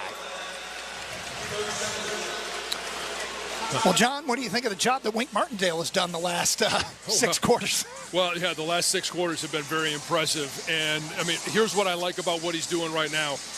This is a preview of what we could see next year, whether it's Derek Moore, TJ Guy, it's those guys in the middle, but how he's using his linebackers right now. Wolverines on top 16-0. We got a timeout. Michigan football from their own 29-yard line. When we continue, this is Michigan football from Learfield. Coors Light presents To Chill or Not to Chill. When your friend skips your favorite song on the playlist. End the friendship. Or choose chill because that song lives rent-free in your head anyway. And you planned ahead by bringing Coors Light to the party. And the sound of that ice-cold can cracking open was music to your ears already. Coors Light. Choose chill. Celebrate responsibly. 2024 Coors Brewing Company, Golden, Colorado. John Jansen here. We cover all things Michigan athletics on our podcast channel, MGO Blue Podcasts with John Jansen. In the Trenches, presented by Meyer, focuses on all things Michigan football, including exclusive interviews, game previews, and post-game episodes. Defend the Block highlights both men's and women's basketball programs, and Conquering Heroes keeps you in the loop on every team in Ann Arbor. Search MGO Blue Podcasts with John Jansen wherever you get your podcast. That's MGO Blue Podcasts with John Jansen. Touchdown! From the biggest of the big games to the littlest of the little. There you go. Go! Run, James! No. First base! Go, go, go! Whenever you shop Meijer, you help support hundreds of local sports teams across the Midwest. From some of the biggest stadiums in the state to the familiar fields down the street. You're helping make a difference to the people and places you call home. Learn more at Meijer.com/community. With the enhanced engine performance and fuel economy of newly reformulated Tri-Clean gas from Citgo, you're good to go. But good to go where? Exotic bird shopping? To your Tuesday night bowling league? Woo! That's a turkeys. Good to go try your luck at bingo. G32. Good to go to a lumberjack competition. I'm gonna move my car. New top-tier Tri-Clean gas from Citgo. The most advanced fuel we've ever made. Now you're good to go. Doug Harsh, John Jansen, Jason Avant back at the ReliaQuest Bowl in Tampa. Michigan on top of Alabama, 16-0. 3 turnovers for the Crimson Tide. Michigan cashing in with 3 field goals and a touchdown. The Wolverines also stopped Alabama in their initial possession on a 4th down. And since then, it's been kind of calmed down here a little bit, but after a furious start. Yeah, I'd like and to see a furious Michigan. Rainstorm. At one point, we saw an arc. Yep, everybody was coming off 2 by 2. Well, the Wolverines have it 1st and 10 from their own 29-yard line. Alabama showing a 4-man front. Snap, handoff. Jordan Marshall up the middle, puts his head down and plows out to the 33-yard line. And I know Michigan has been running in between the tackles. And down on the goal line, I was wondering if they might be able to get to the edge. We've seen Alabama try and get to the edge. Field conditions may dictate the fact that, hey, right now everything's going to be in between the tackles. And when you get Jordan Marshall or Ben Hall with a head of steam, so far I like the odds of being able to pick up a few yards. And second and 6, 2nd and 7 is something I can live with. And that's what it is from the 32-yard line. Davis Warren in a shotgun. Back to pass, fires. Samaj Morgan's got it, and can he break a tackle? He does, but here comes the cavalry for Alabama, and they knock him out of bounds. Maybe give him a yard there to the 33. They tried to set up a wide receiver screen. Hey, Jason, I don't know if you saw the end of that play there. If Samaj just has a little bit of patience after he catches it instead of turning and running, do you think he sees Max Bredesen's block is able to come inside a little bit more instead of just running into an Alabama defender? Yeah, you're exactly right there. Sometimes you have to catch the ball and just react to what you see, and Max Bredesen is not going to win like practice. It's the game. You have to make adjustments. Bunch formation of receivers split out to the left. Davis Warren in a shotgun. Snap, going to fire to Jordan Marshall, and he gets drilled just as the ball gets there. And I'm not sure it was even complete. Was that a bounce pass? Yeah. The ball was just way too low. And they had numbers out there. That play had a lot of promise. But a bad throw from Davis. Just his 3rd incompletion. Deshaun Jones was the man that hit Jordan Marshall immediately, but the ball was incomplete nonetheless. And Michigan going to be forced to punt with 6:02 to go in the half. And the Wolverines on top 16-0. Well, I like the fact that Michigan has protected the football. Number one thing offensively is just simply don't turn the ball over, and they've been good at it so far. Hudson Holenback with a low-line drive punt that's going to bounce in front of Ryan Williams and then roll out of bounds at the Alabama 28-yard line. And that's where the Crimson Tide will take over, 40-yard punt with 5:56 to go, and a Bama offense that has done very little other than turn it over. They've got more turnovers than yards. True story. It's been a tough go for this Alabama offense to start, and it's all been generated by this defense. It's the pressure they put on Jalen Milroe. It's the fact that even in the rain, Jalen Milroe didn't secure the ball, and now they're obviously playing from behind, but playing with not a lot of confidence. Shotgun for Milroe. Jam Miller in the backfield. Snap. Handoff to Miller. Nope, they go reverse and running right, and jumping over a Wolverine is Rico Scott, and he's across the 50 into Michigan territory and knocked out of bounds by Quentin Johnson. And the ball's marked at the Michigan 44-yard line. Well, I mean, the ball fake in the backfield wasn't the greatest. Michigan's defense needs to be a little bit more aware of what's going on, and it's not looking with eyes in the backfield, it's feeling where the blocks are coming from. They got reached on the right, and once that happens, the speed of Alabama is going to take over. First and 10 Alabama from the Michigan 43. Back to Bass is Milroe. They set up a screen to the tight end. It's Dupree to the 40. The ball is out, and it's picked up by one of the offensive linemen, and he's going to run it for a first down inside the 30. It's Elijah Pritchard, the right tackle. As Dupree, the ball came out. We'll have to see who forced the fumble. That's an offensive lineman's dream. Look what I found. Yeah. And here I go. Ernest Hausman was first one there. I think it was Dom Nichols forced the fumble, the true freshman. Well, I like the pursuit. And sometimes it's just the way the ball bounces. It bounced right up into the offensive lineman's hands. We got another 5 yards out of it and a first down. Snap, Jam Miller bounces it outside right. Turns it inside the 25 and is spotted right there. Jayshawn Barham leading the Michigan tacklers along with TJ Guy. TJ Guy named a captain for this game. Ended up finishing second on the Michigan team in sacks with 5.5. I'm curious what the officials were looking at. Michigan had 12 men on the field as that ball was snapped. You don't get away with that very often. No. Second down and 6 for the Crimson Tide. Empty backfield for Jalen Milroe. Takes the snap, back to pass. Stepping up and delivering. He's got a man wide open at the goal line and in for a touchdown. It's the tight end, Robbie Oots, from 24 yards, and Alabama is on the board here in Tampa. That's what Alabama can do. They've got a lot of speed. And Derek Moore puts another hit on Jalen Milroe, but he is just a split second late. One of those quarterback pressures, an almost sack, as Wink talked about. But if you can't get home, you're going to have to be able to play in the secondary, and there's just too many weapons. Alabama eventually is going to hit some. On for the extra point for the Crimson Tide is Graham Nicholson. 52 out of 52 on PATs this year. Snap is good, kick is low, but good. And Alabama is on the board as Michigan's lead now chopped to 16-7 with 4:06 to go here in the first half. Yeah, this is where Michigan's offense needs to put together a drive. Take some time off the clock. At worst, you got to go in up at halftime 16-9. But if you could show that you could put together a couple of first downs, either get within Dominic Zavada field goal range, which is not as close as you're going to need for some kickers, but put something together so that you have a threat of what you can do offensively here in the second half. Alabama goes 71 yards in 4 plays over a minute 50. The big play being the reverse to Rico Scott for 28 yards. And Alabama finally wakes up and puts the touchdown on the board. John, you were talking cutting about the lead to 7-16. 4:06 to go, second quarter. Ended up on one of the guys and got his eyes in the backfield. Well, and that's what happens, right? When you know that you're vulnerable in one spot, you put TJ Guy on the tight end, It's not a great matchup, and you're going to have some of those, but then you've got to be able to win on the other side. Derek Moore, earlier in the game, gets home for the sack. This one doesn't get home in time, and it ends up in a touchdown.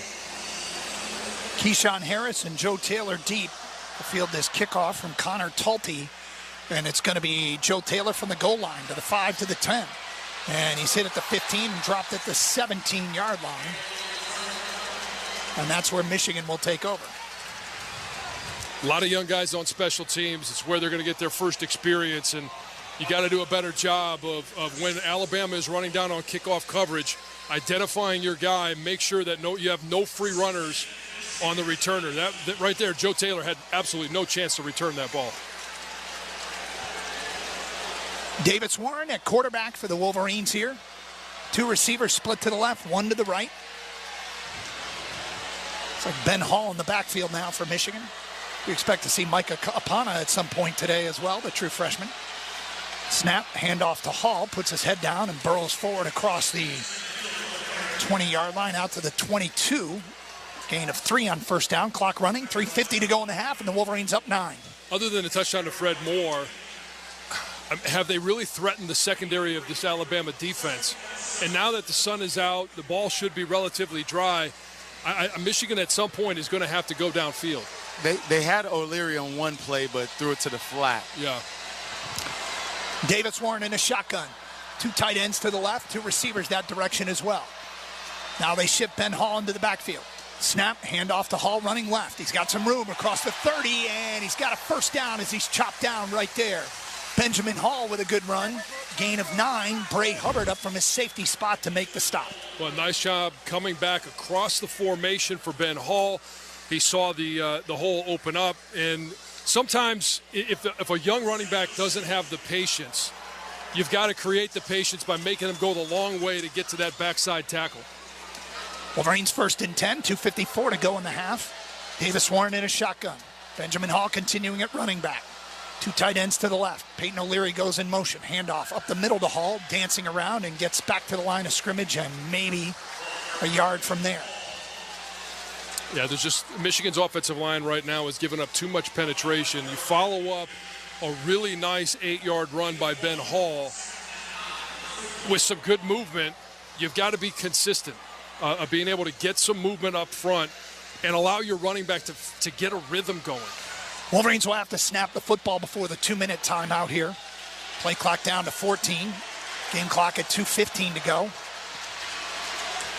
16-7, Michigan on top, looking at a 2nd down and 9 from their own 31-yard line. Davis Warren in his shotgun, back to pass, going to deliver. He's got Fredro wide open, and he's got it for a first down and dropped right away at the Alabama 46-yard line by Bray Hubbard. Blown coverage there for Bama, gain of 15. And Michigan is on the move as we hit the 2-minute timeout here at the ReliQuest Bowl in Tampa. Wolverines on top, 16-7, and looking for more. This is Michigan football from Learfield. We asked our team, why did you choose to work for Michigan Medicine? Here are some of their answers. Being able to interact with patients, offer them hope, and hopefully giving them care that they couldn't receive anywhere else is the biggest thing. Because it's the best of the best. We have great benefits, we have great leadership. I love what I do. This is the place where you want to be if you're looking to make change. All right, 2 minutes to go before the half in the Alabama-Michigan game. At the half, I will scroll down on this screen you're looking at and give you individual player stats along with team stats. So get something to drink for the second half. Thank you for being here on Valhalla Sports Talk. It's time to light up the season during the Ford Get Holiday Ready sales event. And right now, enjoy limited time offers on our full lineup of Ford vehicles, like the 2024 Ford Escape. The Escape comes with Bliss, blind spot information system, with cross traffic alert and plenty of cargo space to fit your lifestyle needs. Right now, AZ Plan trade-in lessees can lease a 2024 Ford Escape SUV active all-wheel drive for $279 a month for 24 months, with 1 $1,789 due at signing. Payment includes waived security deposit, excludes title, taxes, and license fees. Not all lessees will qualify for Ford Credit Red Carpet Low Mileage Lease. Payment includes $1,500 year-end sales event cash and $3,500 trade assist cash. Offer ends January 2nd. See dealer for qualifications and complete details. Some exclusions may apply. So lease a 2024 Ford Escape for $279 a month only at your Southeast Michigan Ford dealers. Think Ford first.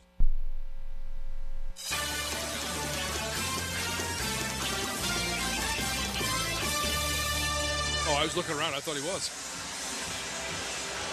15-yard reception by Frederick Moore has moved the ball out to the 46-yard line here with 2 minutes to go in the first half. Moore with 3 catches for 37 yards. He wears the number 3 because that was the big play receiver number at Cardinal Ritter High School, and they just retired the number 3 this year because it was worn by Jamison Williams of the Detroit Lions at that school.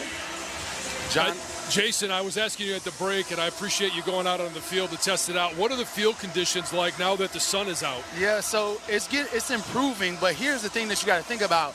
When it was raining, there's a lot of divots, especially in the middle of the field.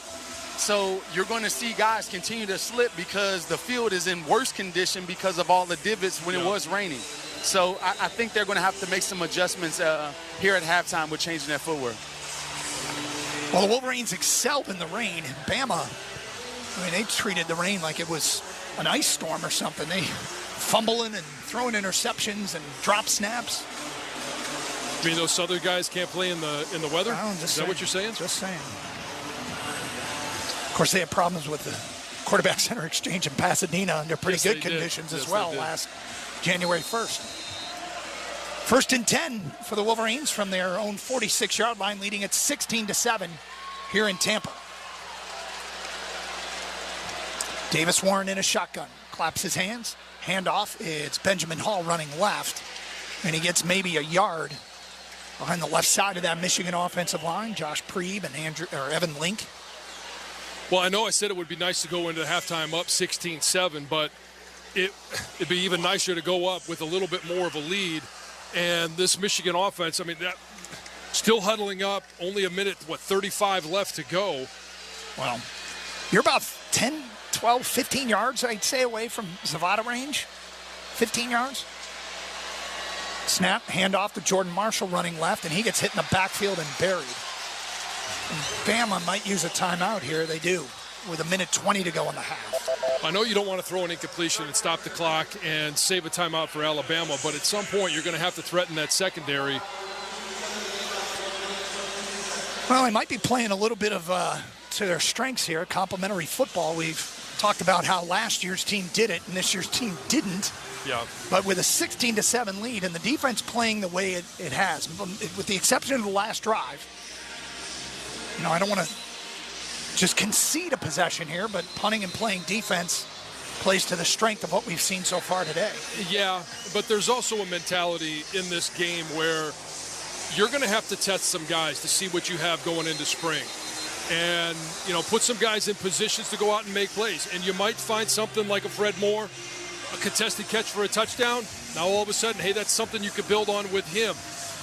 There's other guys that you can see. Samaj Morgan, I'd like to see him get downfield and see if he can make either a contested catch or just run by his defender. It's going to be a 3rd down and 10 from the 46-yard line. 2 receivers split to either side. Davis Warren in a shotgun. Alabama crowding the line of scrimmage. They bring an extra rusher. Michigan picks it up. Ball's delivered. Peyton O'Leary's got it, and he can't break a tackle. He is down at the 48-yard line of the Crimson Tide, shy of the 1st down. And Alabama's going to let the clock run, and now we get a whistle, and they will use their final timeout. Final charge timeout of the half. Well, 30 seconds in. It's going to be 4th and 3. If you're playing complementary football, this is one where you don't debate, you just punt the ball. But if you're in inside the 5-yard line and you don't go for it on 4th and goal from the 2, you're not going to go for it on 4th and 3 from midfield. Is Zavada warming up? Well, listen. He's just making Alabama think that they're going to kick it. This is grass. It's a wet field. I don't think there's any chance. It would be a 66-yard attempt from here. Yeah. Offense is coming off the field. They're going to punt. Yeah, I can't blame him for this decision, but at some point, if you're going to beat Alabama, at some point you got to make a play. Yeah. And they're so close to Zavada range, but they're going to send out Hudson Hollenbach in the punt team. And Ryan Williams will back up to his own 10-yard line. I will say this now. It increases the sense of urgency to get to halftime up 16-7. Michigan will get the football to start the second half. The defense has to do the job. First, the special teams have to do the job. Gunner's got to get good releases. Hollenbach standing on his own 38-yard line. Good snap. Puts his left foot into it. End-over-end punt. Williams will let it bounce at the 10. It's down inside the 5 now, and it's down at the 3-yard line by William Wagner, the long snapper. And that is how you do it. Yep, special teams getting the job done. Check that box now. It's the defense. Alabama will have it. They're going to mark it at the 4. They're out of timeouts. 58 seconds to go in the half, and they trail it by 9. I would expect some type of run or draw, maybe a quarterback run from Jalen Milroe, just to test to see if they can pop one for maybe 20, 25 yards. Then they might take a shot downfield. If not, hey, this is just run out the half. This is the end where it was predominantly Michigan fans and TJ Guys getting them up. Getting everybody fired up here. Milroe standing in his own end zone. Claps his hands. Hand off up the middle. It's Jam Miller out near the 10, across the 10 into the 11, where Cameron Brandt rides into the ground. Clock running, 48 seconds to go in the half. Alabama will quickly get to the line of scrimmage. Milroe claps his hands, hand off to Miller again, and he's near the first down. They're going to have him shy of the first down. Derek Moore leading the Michigan tacklers. Nice job of Derek Moore keeping an eye on Jalen Milroe, forcing the handoff and then collapsing down to make the play. We got a timeout down below. Was it Michigan that took a timeout on 3rd and 1 with 37 seconds to go in the half? Well, if they can get a stop here, what they're hoping for is maybe Alabama obviously would punt. Maybe they get a shank punt, get some good field position, maybe a good return.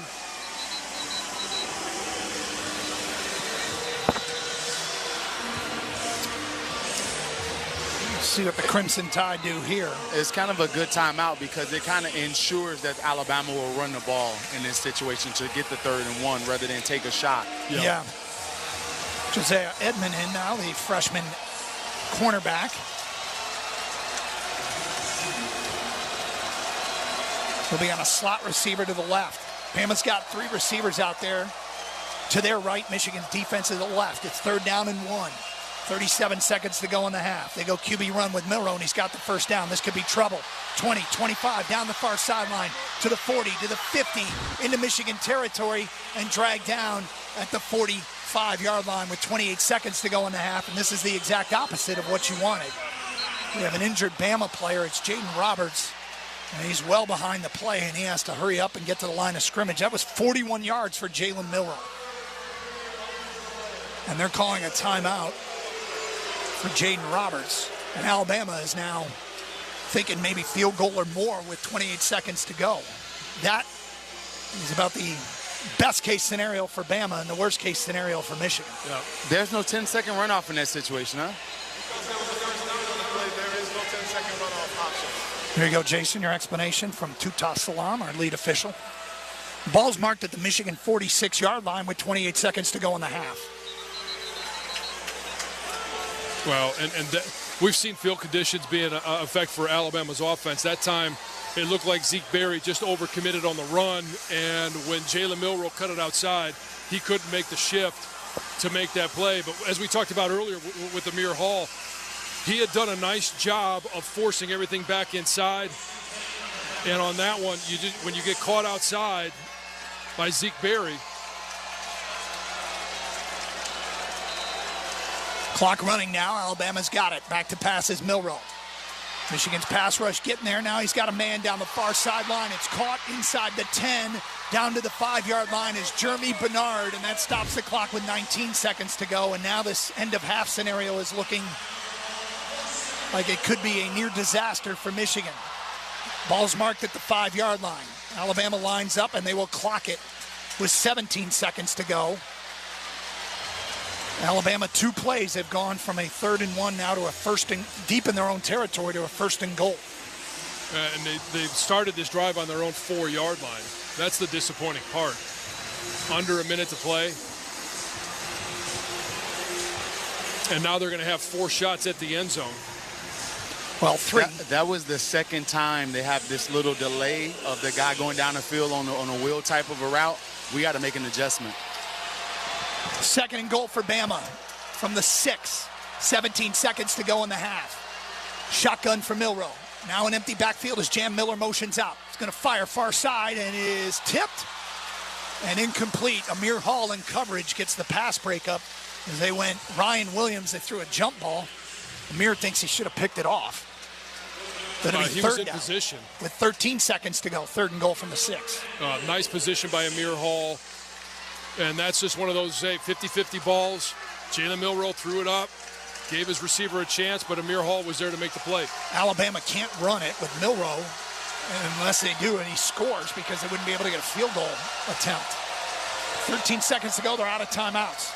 Milroe in a shotgun. Wolverines bring an extra pass rusher. Back to passes Milroe. It's going to fire corner of the end zone and incomplete. Looking for Bernard again. And it'll be 4th down, and Alabama will send down the field goal unit with 8 seconds to go. Well, Michigan brought the house, put everybody in man coverage, and he had a receiver open, but when you are under duress, you got to let that ball go. He just threw that one out of bounds, and that's the effect that pressure will have on a quarterback. This will be just a 29-yard attempt for Graham Nicholson, who's 6 of 8 on the year. Try and cut into this Michigan lead. The snap is good. Ball set down. The kick is on its way, and the kick is good. And Alabama gets 3 points out of the end of half scenario. After starting on their own 4-yard line, they have to be pleased about that. And Sherrone Moore may be regretting using that timeout on 3rd and 1, but he was trying to get the football back. 8 plays, 90 yards in a drive that, is this right? It only lasted 30 seconds? Wow. That doesn't seem right. 54 seconds. 54 seconds, okay. Still took forever. College football with stopping of the clock. Yeah, 8 plays, 90 yards, 54 seconds.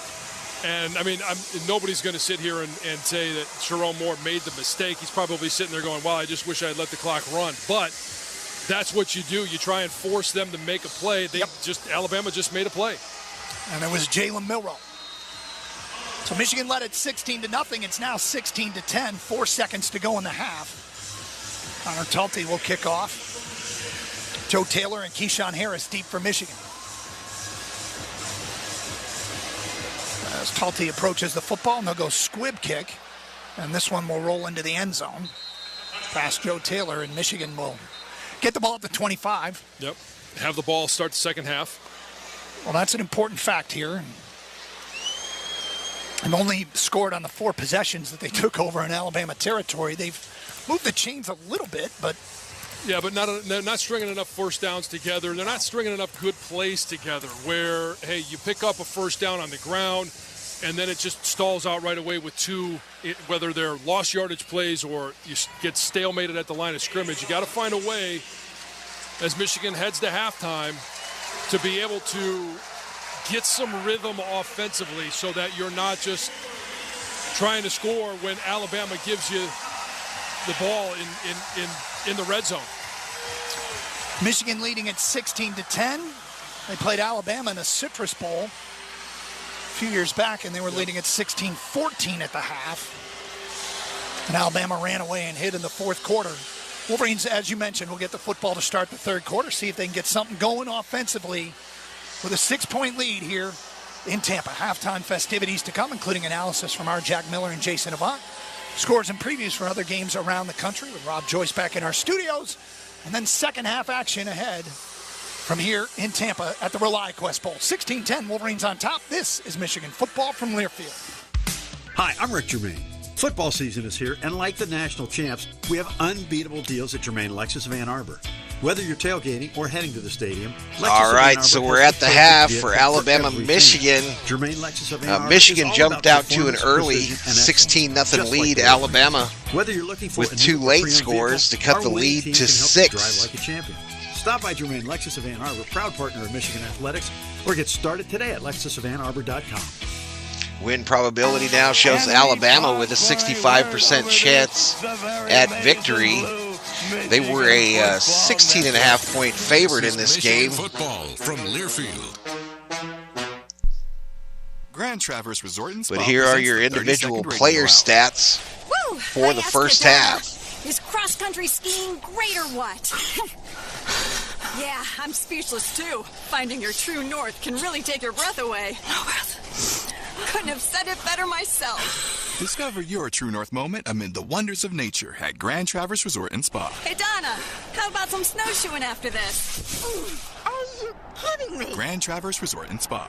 No truer north. I love watching. All right, I'm going to take a little break, get something to drink. I'll be right back. Skills that extend beyond the playing field. Now, there are more ways to play than ever before. From flag to tackle and beyond. With opportunities for boys and girls at any age. To find the right team, explore FutureForFootball.com's new League Locator tool and explore nearby leagues. It's never been easier to get your family involved in the game.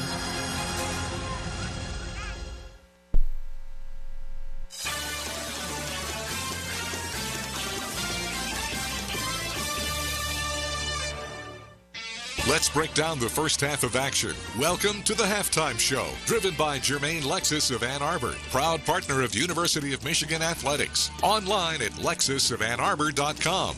Analysis, highlights, and stats are on the way. Now, here's your host, Rob Joyce.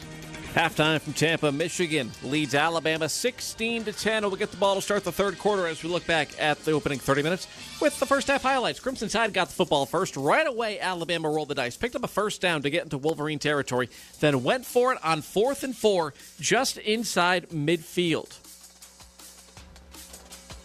Shotgun for Jalen Milroe. 3 receivers split wide left. He's looking that direction. Here comes the pass rush, and down he goes!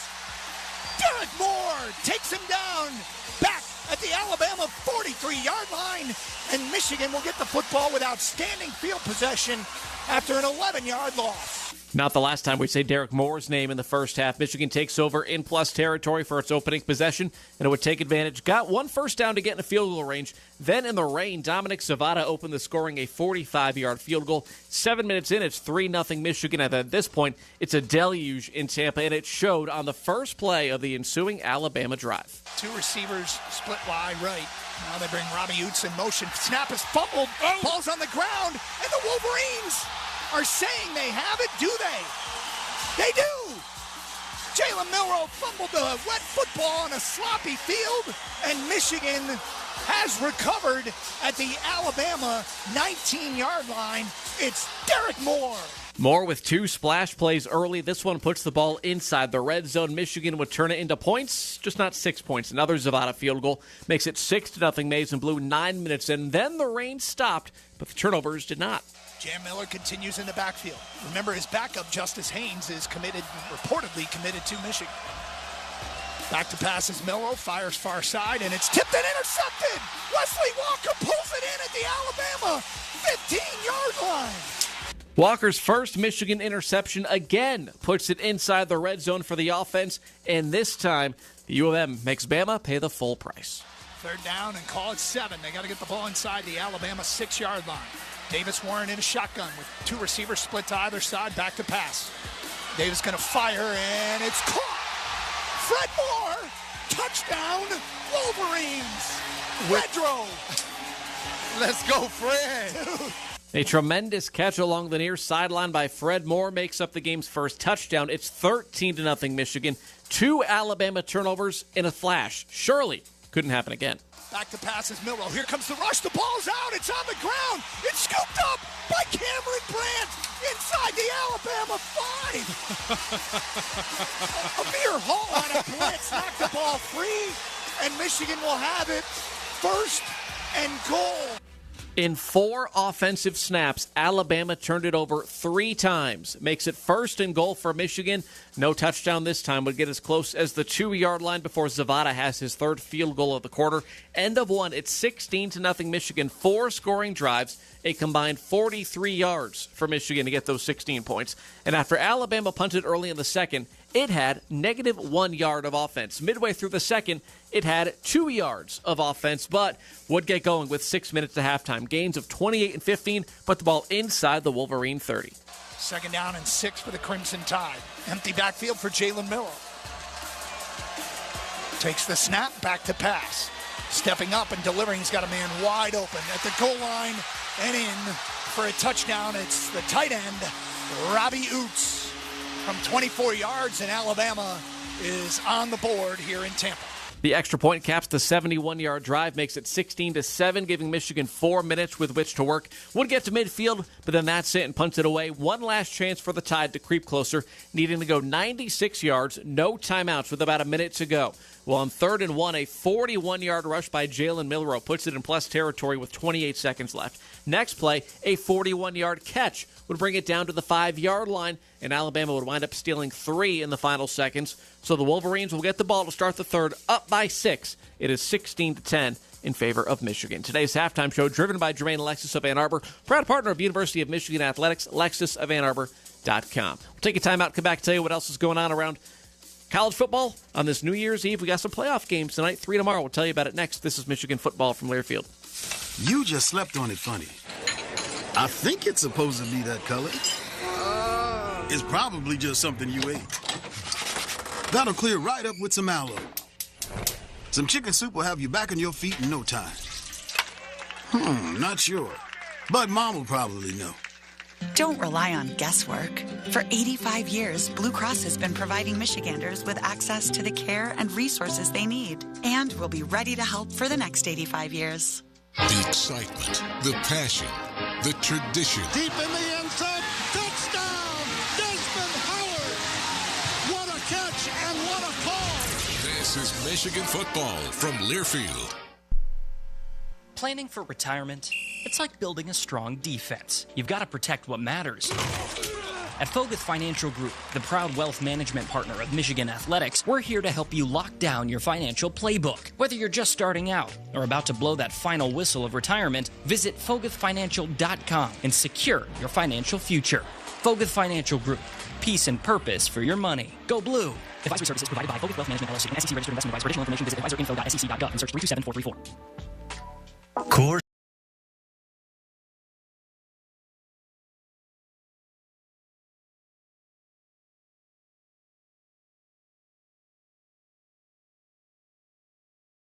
Bringing Coors Light to the party.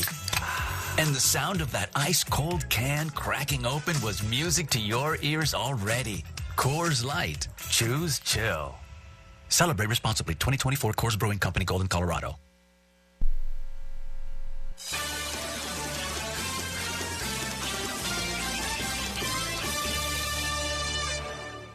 This copyrighted broadcast is an exclusive presentation of Learfield under the broadcasting rights granted by the University of Michigan. Reuse of this presentation is prohibited without the express written consent of the University of Michigan and Learfield. Announcers are provided by Learfield and approved by the University of Michigan.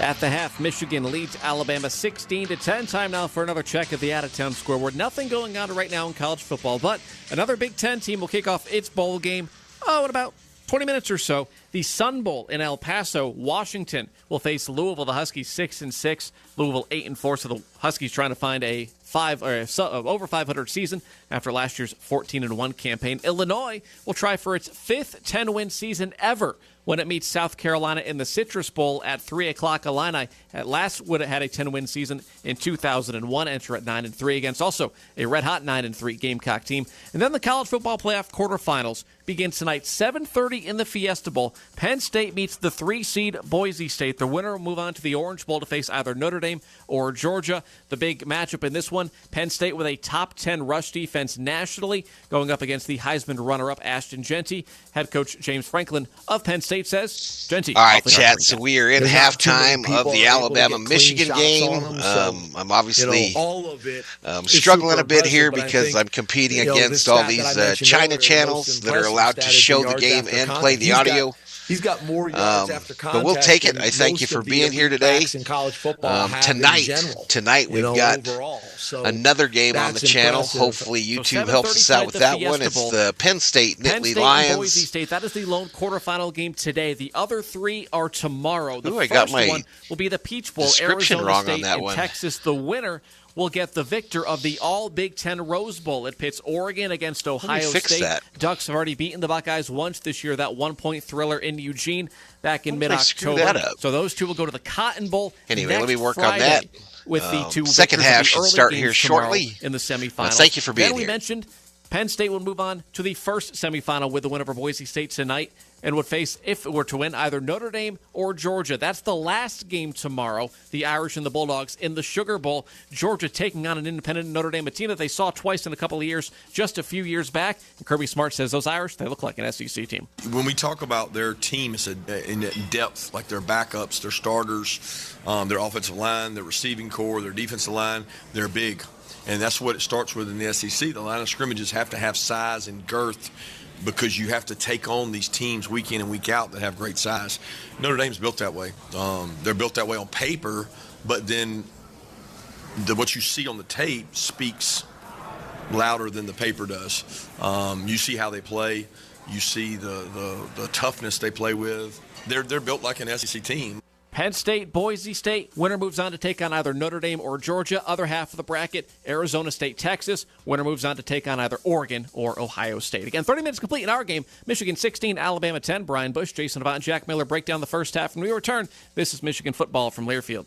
Wolverine fans, it's not a Michigan game day without a Michigan-made beer. Founders Brewing Company, your official craft beer of University of Michigan Athletics, has the perfect beer for you with their Michigan Pilsner, crafted with only the best locally sourced Michigan hops and the highest quality ingredients to deliver a smooth, crisp taste. Upgrade your game day traditions with their quintessential, easy-drinking Michigan Pilsner. Founders Brewing Company, proud sponsor of Michigan Athletics. Welcome to Craft. The excitement, the passion, the tradition. It's good! Rebby Hamilton has done it! This is Michigan football from Learfield.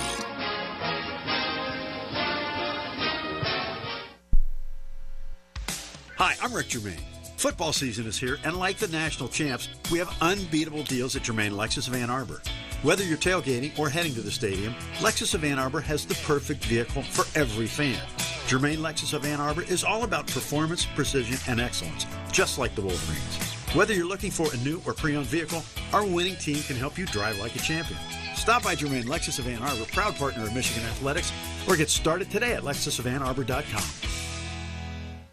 Start your 2025 planning by supporting the Wolverines. Michigan Athletics is offering ticket discounts on upcoming events to ring in the new year. All you got to do is head over to mgoblue.com/promo and enter promo code NEWYEAR, all one word, to check out some great deals on tickets for select winter sports events. That's mgoblue.com/promo with promo code NEWYEAR, all one word, to join us for some big events at discounted prices. Happy New Year from Michigan Athletics.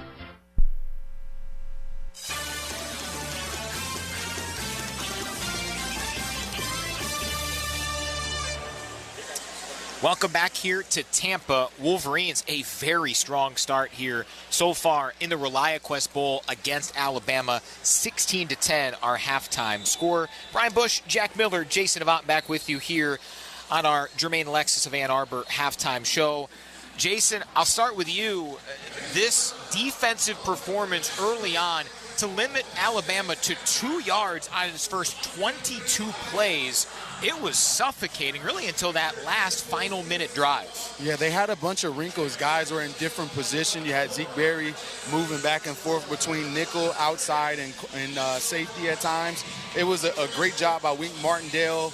You saw TJ Guy, covering tight ends. So there was a bunch of a corner blitz, a bunch of different things that they showed in that first half. Hopefully they didn't shoot all their bullets in that first half. Now, anything in particular, Jason, Michigan's doing against Ryan Williams? He has one catch for -1 yard. It was that one wide receiver screen setup where he slipped. Yeah, so they're trying their best to stay on top.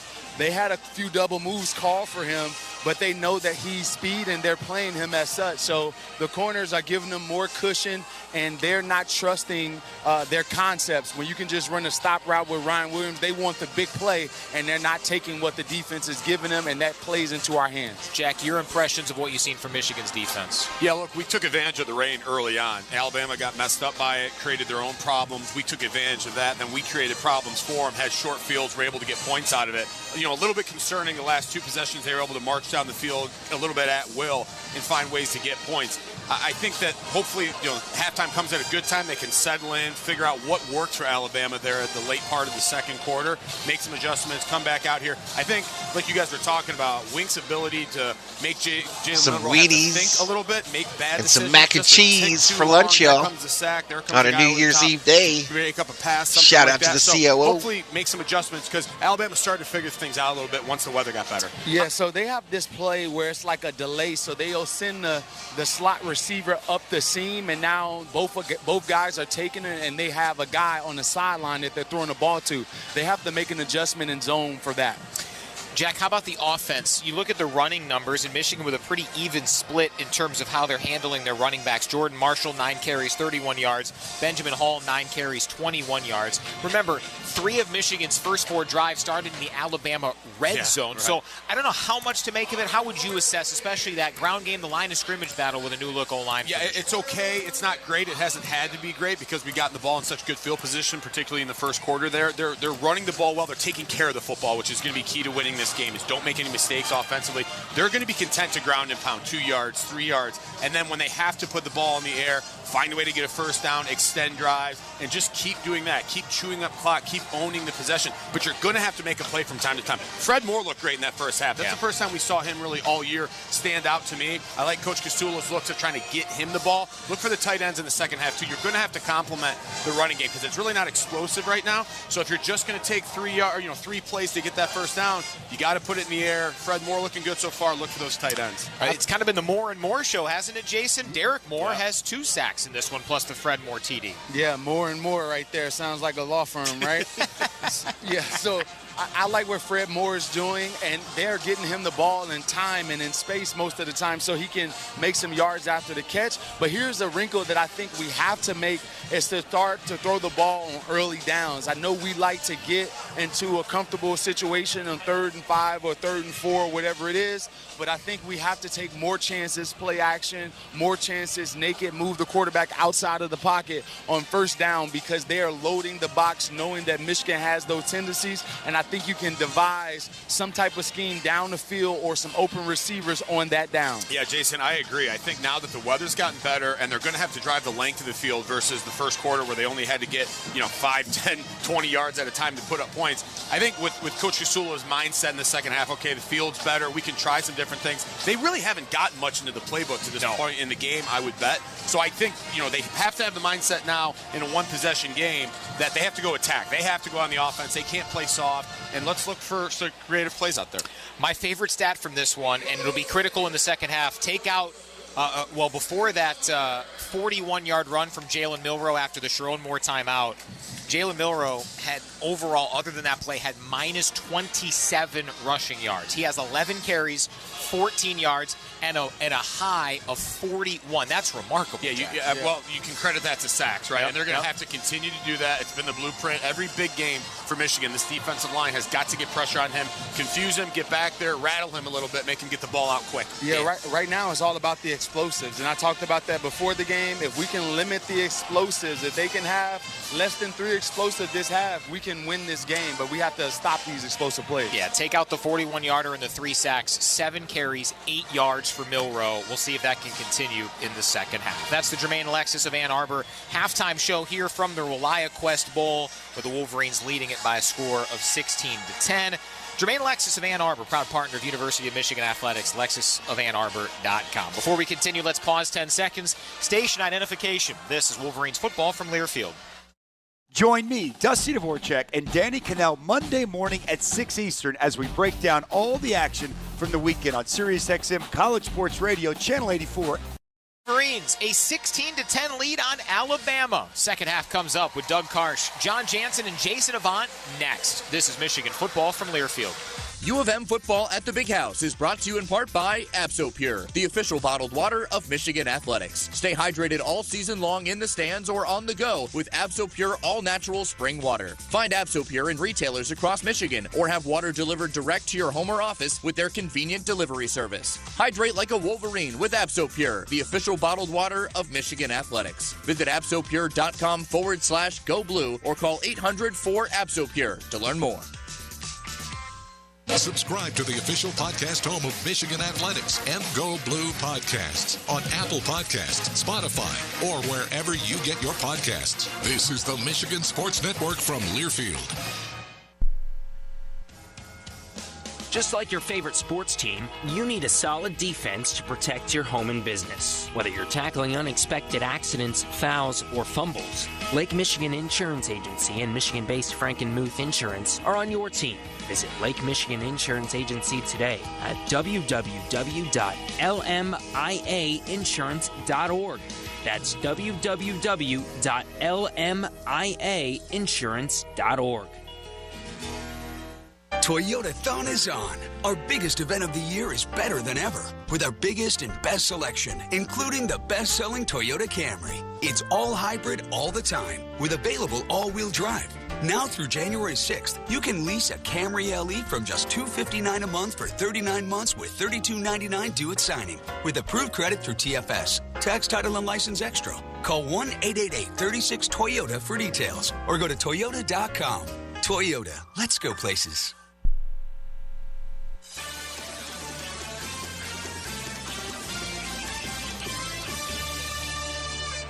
Today's broadcast is presented by Meijer, presenting sponsor of the 2024 Michigan football season and proud supporter of hundreds of local sports teams across the Midwest. Wolverines, Crimson Tide.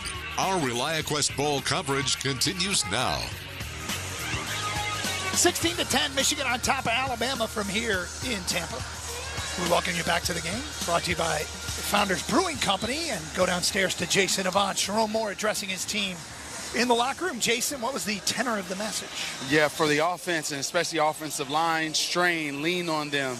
We possess the ball more than they have, but we can't continue to stall in drives. Also, we have to be the more physical unit and take care of the football this half. We have to want it more. For the defense, know where the ball is, know where Miro is, and let's stop the big plays, and let's keep pressuring him because he will make mistakes. Keep the receivers in front of you and don't give up the big plays. Tackle, tackle, tackle. Let's go get the ball back this half and open up the drive with momentum and set the tone for the rest of the half. Well, the defense did do a great job of getting the football back for the offense with 3 turnovers and a 4th down stop in half number 1, and it's why Michigan leads this game 16-10 here in Tampa. That welcome back brought to you by Founders Brewing Company. It's not a Michigan game day without a Michigan-made beer. Founders Brewing Company, proud sponsor of Michigan Athletics. Welcome to Craft. John Jansen? Well, I mean, get some points here, huh? Yeah, you got to find a way to put a drive together, one that doesn't start on their side of the end zone. I mean, obviously, we would love to have a nice kickoff return here, but you've got to find a way to string a few first downs together and get a rhythm offensively. Back to field, this kick is going to be Joe Taylor, a yard deep, and he's going to bring it out. 5-10, and slips as he crosses the 15. And they're going to mark him at the 16-yard line, so not great field position here for Michigan's offense. No, but this is where this offense needs to start. And honestly, they need to start taking some shots downfield. They need to open things up. I know that the foot answers that question on the return. What's the footing out there? It's not great. But you've got to be able to make a threat downfield. Michigan is winning the time of possession with almost 19 minutes to 11, but they're losing the yardage battle because Alabama has more explosive plays.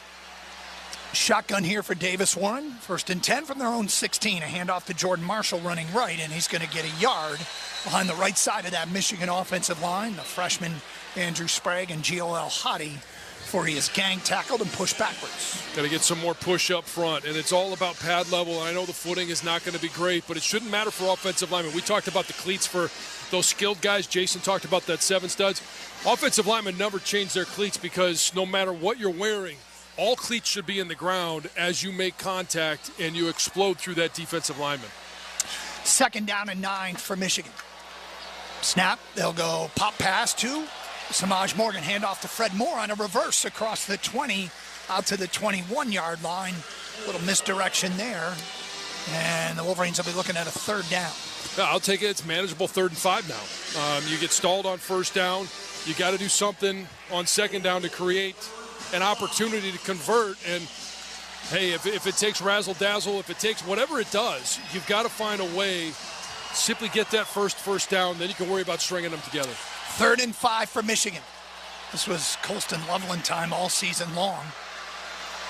2 tight ends to the right. Davis Warren, shotgun, looking right, going to deliver. Marlon Klein's got it. 1st down as he runs out of bounds, pushed into the Alabama bench at the 29-yard line. Move the chains. Not going 3 and out there feels rather important. No, it does. I mean, to be able to get that first down, and Marlon Klein does a great job of driving that route upfield. We all know he's got speed. We really haven't seen the explosion that everybody talks about, but the defense knows it, and they got to give him a little bit of a cushion. Sticks his foot in the ground, comes out, easy pitch and catch for a 1st down. The freshman Channing Goodwin is checked into the ball game. He split wide left. Pistol formation. Jordan Marshall behind Davis Warren. Snap, handoff, Jordan Marshall explodes into the hole out across the 30-yard line, and he's stopped right there. Had a good head of steam before being dropped for a short game. Well, and here's the other thing about taking a shot downfield. And I like the fact, hey, you pick up 3 yards on 1st down, that's great. But protection hasn't been an issue for Michigan to this point. Now, they haven't really dropped back and thrown a lot of passes. Davis Warren has only thrown 12 passes so far, but he hasn't been under pressure. Benjamin Hall now in the Michigan backfield on this 2nd down and 8. First possession of the 2nd half. Michigan on top 16-10. Davis Warren claps his hands. Now they motion Jordan Marshall into the backfield. He'll take a handoff and get swarmed immediately. Penetration there from Alabama's James Smith. And Marshall was fortunate to get only lose a yard there. And here's where the onus is on the 2 guards, Josh Preeb and Giovanni El-Hadi. You got 2 inexperienced guys, and I know Evan Link's got experience playing, but he doesn't have experience on the left side. The communication from both of those guys to a young freshman on the right and a redshirt freshman on the left has to be premier. Somebody just didn't get the message on that one. Ball's on the 30. They got to get it across the 39 on this 3rd down. Alabama crowding the line of scrimmage. Now they back out of it. Davis is going to roll to his right, looking downfield. He's in trouble, no one to throw to, and he'll take a sack. Nobody was open downfield, and Davis now slow getting up on the Bama sideline back at his own 18. And there's a flag at the 25-yard line on the far side. I bet it's a sideline warning. Bama got very celebratory. Davis got up and just went back down. Well, I mean, nobody obviously wants to see anybody hurt. The frustrating part is he had plenty of time to make a decision to throw that ball away. He's well outside the pocket. He's almost at the sideline. Sideline interference against the Michigan bench. There's a 15-yard penalty and an automatic 1st down. Okay. He said... Excuse me, against the Alabama bench. It's a 15-yard penalty, 1st down, Michigan. Timeout on the field. Wow. Not just a warning, sideline interference. I've never seen that called without a warning first, unless it was a warning that we missed earlier in the game. Or somebody was on the field that prevented an official from running up and down. Yeah, like if the official falls down with the warning, or you don't need a warning. So if you're running down the sideline as an official and he falls down, so can anybody see that? Didn't see it. We'll look for a replay. We got a timeout as they address Davis Warren, who's up and now limping off the field. Wolverines on top 16-10, 11:37 to go, 3rd quarter. You're listening to Michigan football from Learfield. Pioneer State Mutual has been insuring Michigan for over 100 years, and as a Michigan-only company, we're focused on helping our neighbors with over 230 agents statewide. You get all the benefits offered by the national companies with the convenience of an agent who works nearby. If you're ready to make a change, visit insuringmichigan.com to quote your auto or renter's insurance today, and feel confident knowing you'll also have a local agent who can answer your questions. Pioneer State Mutual, insuring Michigan since 1908. Gambling can be fun. Here we go. Kind of like skydiving. The thrill, the excitement. But be careful, or gambling will start to feel like skydiving without a parachute. For tips that will help keep you out of harm's way, go to don'tregretthebet.org. A message from the Michigan Gaming Control Board. Have a gambling problem? Call the National Problem Gambling Helpline at 1-800-GAMBLER. From the biggest of the big games to the littlest of the little. There you go. Go! Run, James! No. First base! Go, go, go! Whenever you shop Meijer, you help support hundreds of local sports teams across the Midwest. From some of the biggest stadiums in the state to the familiar fields down the street. You're helping make a difference to the people and places you call home. Learn more at Meijer.com/community. Champion Circle is the preeminent name, image, and likeness collective supporting University of Michigan student athletes. Help Champion Circle empower Wolverines student athletes through NIL by joining the Everybody In for Michigan campaign. Our goal is to reach over 100,000 Michigan fans to help ensure that Michigan remains at the forefront of college athletics. For more on the Everybody In for Michigan campaign, head to championscircleufm.com. Champions Circle, proud partner of University of Michigan Athletics.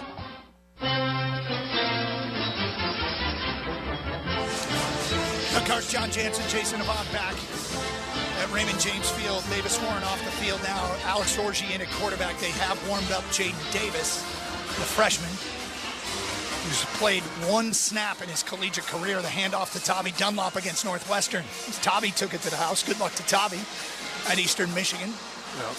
But that 15-yard penalty on Bama gives Michigan the first down here on their own 32-yard line. Orji in a shotgun, full house backfield with Bredesen back there. Benjamin Hall deep. Now they bring Joe Taylor in motion. Snap, handoff. Benjamin Hall met at the line of scrimmage. Give him a yard, maybe two. It's been tough sledding on the ground for this Michigan offense, but they keep pounding away. Well, they do, and there's just not much green grass in between the tackles right now. Alabama, they continue to put those A-gap linebackers in there. On passes, they've been dropping out. But it's really hard to run against a six-man front when they're all at the line of scrimmage, and it creates one-on-one matchups across the board. We'll get an update on Davis Warren from Jason Avant in a moment. 2nd down and 9 for the Michigan offense. Orji takes the snap, drops it, and has to just fall on it back at the 30. Oh, boy, it looked like they were setting up Frederick Moore on a reverse, and I got to tell you, there was a lot of green Florida grass in front of Fredro had they been able to get that handoff completed. Well, again, they're going with the double A-gap linebackers. When that happens, it's really hard for either side to get good angles. And when you've got young offensive linemen and they're not really sure about, hey, what type of footwork should I be using, you got to start attacking the edges a little bit. Field conditions have prevented that, but you got to have to eventually get out there. 3rd down and 12. Handoff. Benjamin Hall running right, and he's going to get back to the line of scrimmage. And that's about it. Now that's conceding. It is. It's frustrating, especially when you got an athlete like Alex Orji. Why not try and test the edges? And it's not that he can't throw. He hasn't had much of an opportunity this year and hasn't been accurate when he has, but he can rifle it downfield. I just would like to see this offense, throw caution to the wind and just see if you can get something special. Maybe test some guys on the edge. Hudson Holland back on to punt. Puts his left foot into it and gets off a nuke. Man, backing up Ryan Williams inside his 20. He's going to let it bounce inside the 10 and roll into the end zone. Where'd that come from? Wow. That was standing on his own 20. The punt counts for 69 yards, but 20 yards on the touchback. It'll be out to the 20, and that's where Alabama will get the football for the first time here in the 3rd quarter.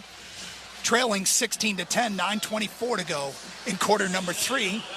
See if the Michigan defense can rise up here and do what they did most of the first half. The last 2 drives for Bama, they went length of the field for a touchdown and a field goal. But Michigan's defense has been in the face of Jalen Milroe much of the afternoon. Milroe in a shotgun. Takes the snap. Play action, back to pass. He's got time. He'll deliver, and he's got Jeremy Bernard out shy of the 40 and run out of bounds at the 38-yard line right in front of the Bama bench. Wesley Walker in coverage, gain of 18. If Alabama finds a way to protect Jalen Milroe, it's going to be very hard for this secondary to hold up against Williams and Bernard down the field. Going to have to find a way to generate more pressure. Like you mentioned just before that snap, in the first half, they were all over Jalen Milroe. 1st and 10 Bama. Shotgun, snap, handoff to Jam Miller running left, and he'll get buried. TJ Guy in there, Cam Brandt, Trey Pierce. Job by the Michigan defense, short loss on first down. But they're really going to need Trey Pierce, who's a big body, 6'2", 315 pounds out of Chicago, to be that big body on the inside, along with Rayshawn Benny, to eat up some blockers and allow those running or the linebackers, whether it's Ernie or Jay-Sean, to be able to roam around and make plays. 2nd and long for Bama.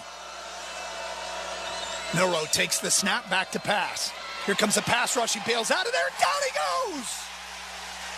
It's Brandon Hillman off the edge, dropping Jalen Milroe back inside his 30 down at the 28-yard line. Wink Martindale dialed up the blitz, and Brandon Hillman got home.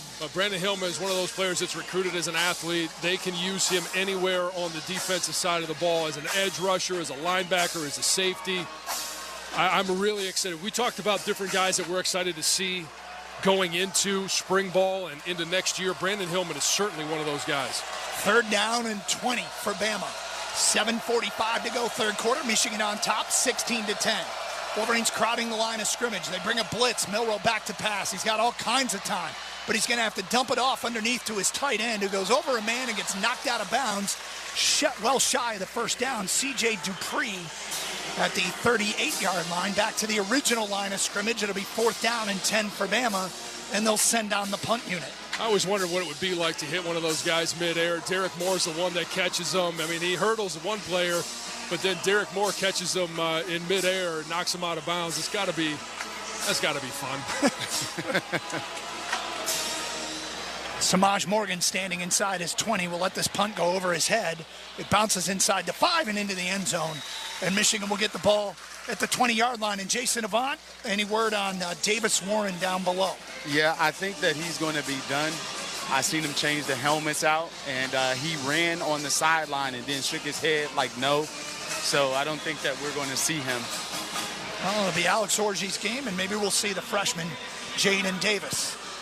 Stoppage down below, 7:04 to go, 3rd quarter, 16-10, Michigan on top. This is Michigan football from Learfield. Saturday night, April 26th. Carry on my wayward son. Soaring Eagle Casino and Resort welcomes multi-platinum legends Kansas.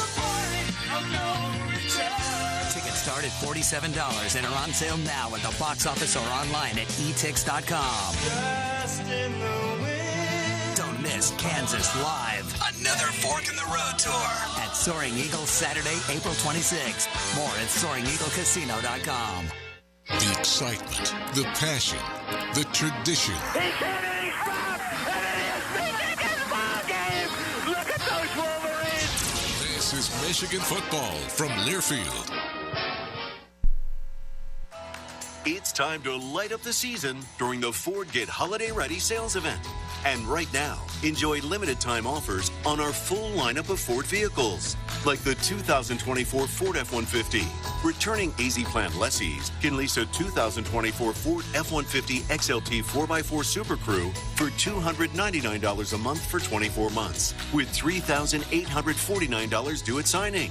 Payment includes waived security deposit, excludes title, taxes, and license fees. Not all lessees will qualify for Ford Credit Red Carpet Low Mileage Lease. Payment includes $1,500 year-end sales event cash. $2,000 trade assist, and $1,500 renewal cash. Offer ends January 2nd. See dealer for qualifications and complete details. Some exclusions may apply. So lease a 2024 Ford F-150 for only $399 a month. Only at your Southeast Michigan Ford dealers. Think Ford first.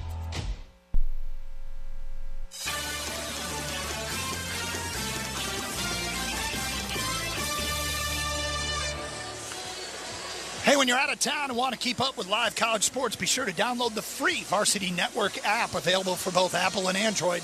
Listen to College Sports Live with the Varsity Network app. And hello to your wife. Lisa, Lisa's listening at home. She always likes to try and sync it up with the TV and listen to us on the broadcast while she watches it on TV. Teddy's listening as well, although he might be napping right now. Is that right? Yeah.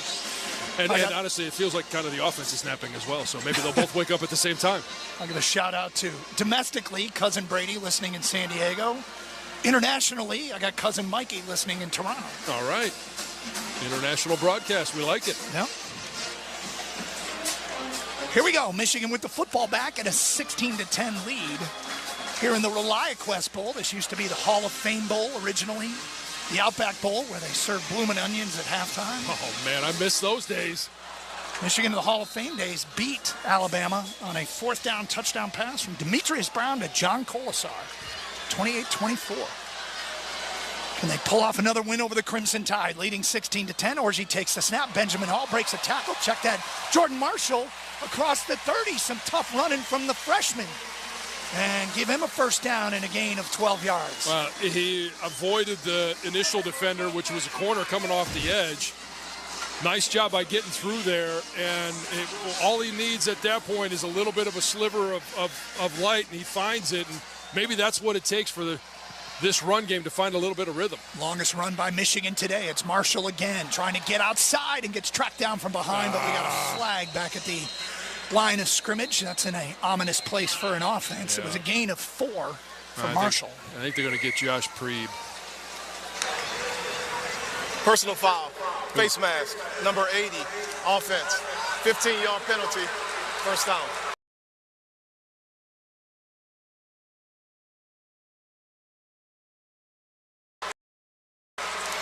Well, that is costly. Hogan Hansen on the face mask. Oh, boy. I saw a replay. Oh, yeah? Was it worth it? No. I'm not sure I saw anything. Well, it's young players do young things. You want to make sure that, I jokingly say, is it worth it, but that it's an actual penalty. Well, let's see if we can get another look at it. First and 25 now for Michigan. Orji handoff to Marshall. He's going to bounce outside, then cut upfield across the 20. Outside the numbers, dragged down at the 23-yard line. And that is check that, 23-yard line. It's a gain of 6. And we got an injured Bama player. Yeah, Jihad Campbell. He's been dealing with an injury. Yeah.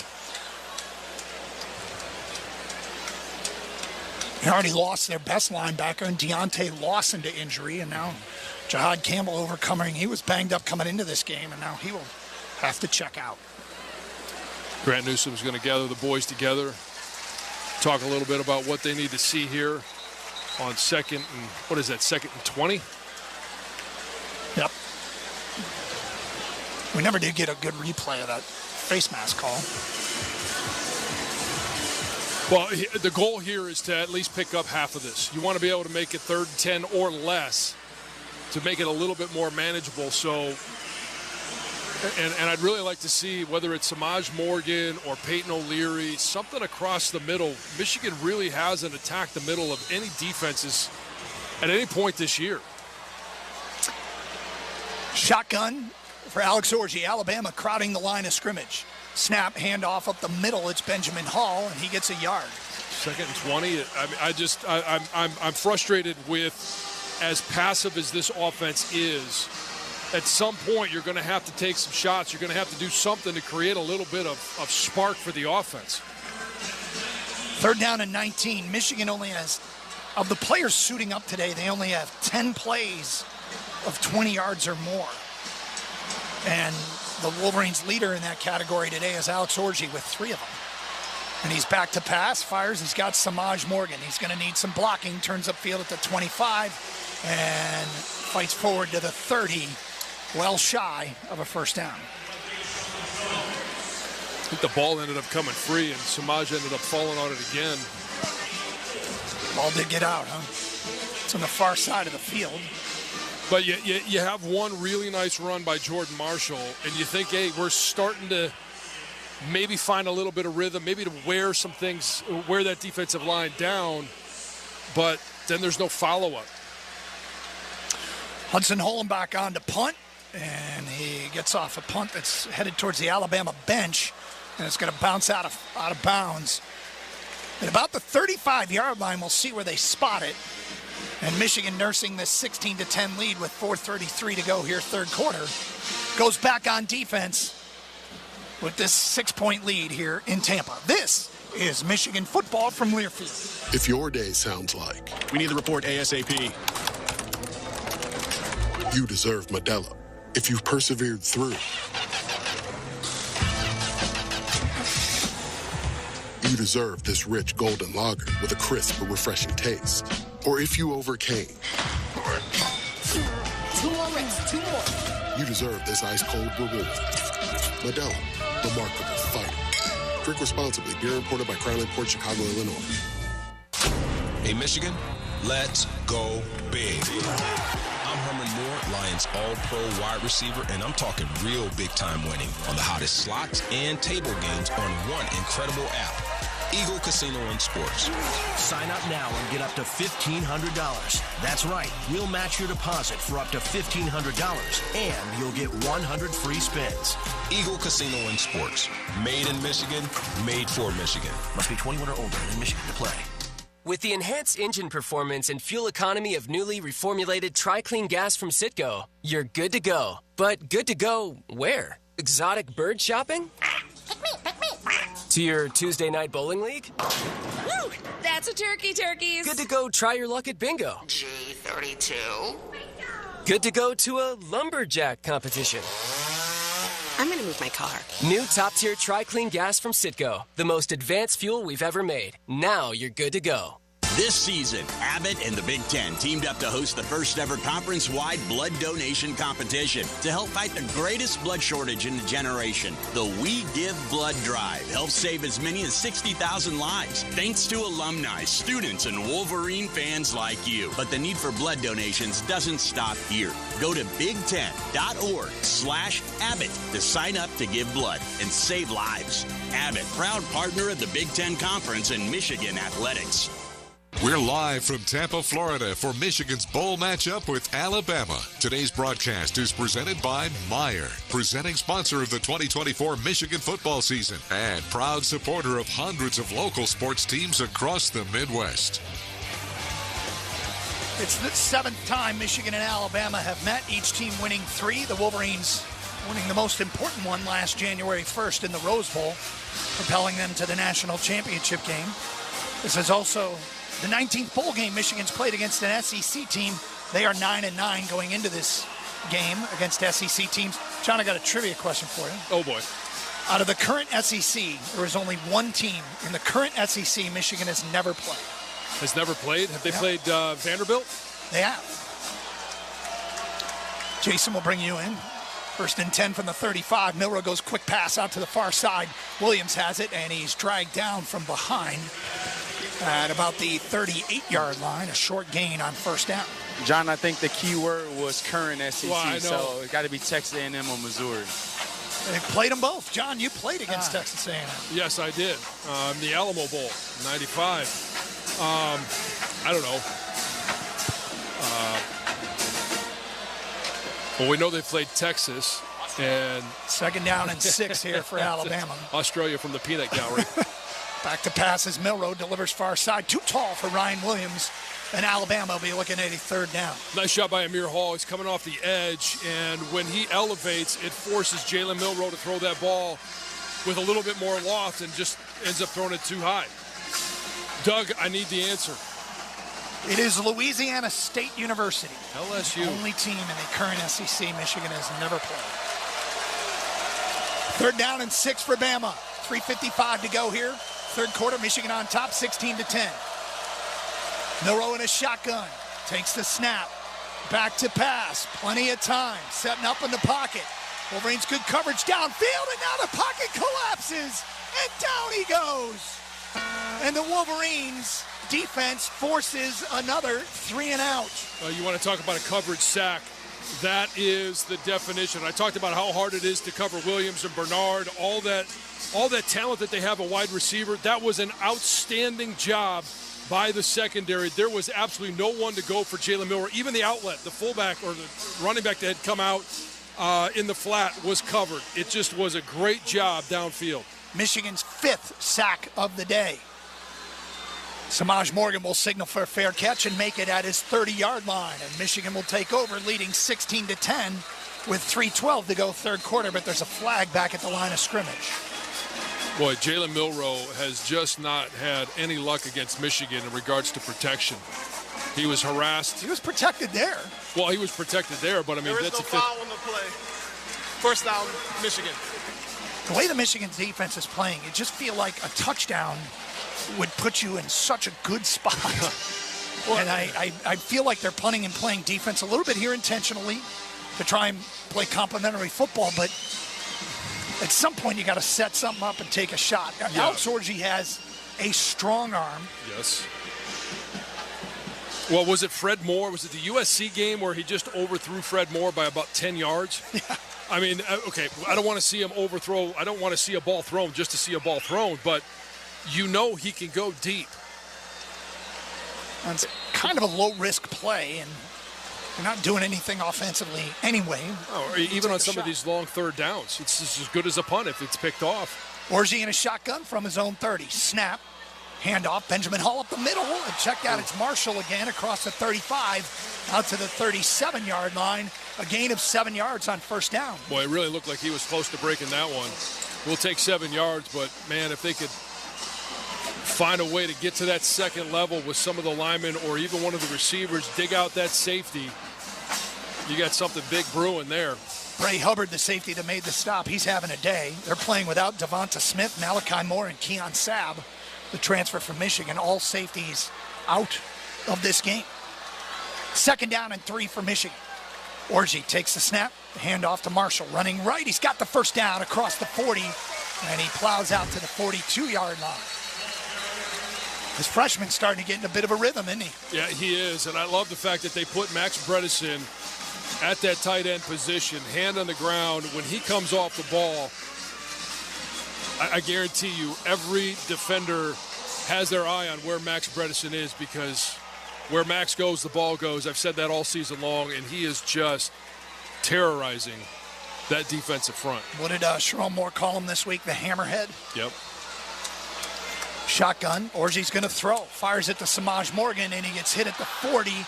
Breaks one tackle, spins forward, and again, that wide receiver screen going nowhere because they cannot sustain blocks in front of the wide receiver who catches the ball. Yeah, that gets annoying after a while, because as a receiver, you're depending on your guys to make a play. Max Bredesen can't block everybody. No, and Peyton O'Leary just got beat on the inside there. You've got to know, hey, as soon as they see that wide receiver screen, they're going to hit the acceleration button, and you've got to be ready in position to be able to make those blocks. A loss of 2, 2nd down and 12. Orji in a shotgun. Samaj Morgan in the backfield. And they'll go quarterback run with Orji up the middle, and they'll get back to the line of scrimmage, might even lose a yard. Well, Michigan's offense is becoming a little bit predictable when they run Alex Orji. And they've got to be able to see Peyton O'Leary is basically uncovered because they bring the corner off of him. They're not respecting the pass game one bit. And he literally was wide open with nobody 10 yards around him. A little pitch and catch just to the outside. Inside a minute to go. 3rd and 13 for Michigan. They're up 16-10 are the Wolverines. Orji back to pass. Bails out of there to the right, looking downfield, fires, and it's intercepted. picked off by the Crimson Tide. And that's what the concern was. Alex Orji's pass intercepted by Xavier Brown, and he's dropped immediately at the 49-yard line of the Crimson Tide.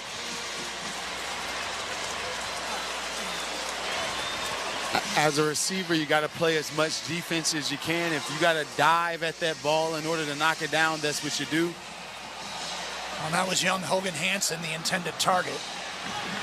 And Xavier Brown just jumped right in front of him with 23 seconds to go here in the third quarter. Well, now can the Michigan defense come up with another stop? 2 drives late first half has been Bama's offense. Jalen Milroe takes the snap, hand off to Enoy. He's going to keep it and fire quickly out to his wide receiver inside the 45, and down close to the 40 is the Bama receiver Rico Scott, just short of a first down. And Ryan Williams is out there blocking, and you can hear some of the Michigan fans think that it was holding. He did a great job. That's kind of, I'd like to see Michigan's wide receivers watch that one on a wide receiver screen in regards to how you're supposed to block that up. Yeah, you put your body in between the guy. You can't take edges, and that's what Michigan receivers do. They take edges. You got to go right down the center. It'll be second down for Alabama in Michigan territory. Wolverines on top 16-10. That was the final play of quarter number 3. We'll go to the fourth quarter next.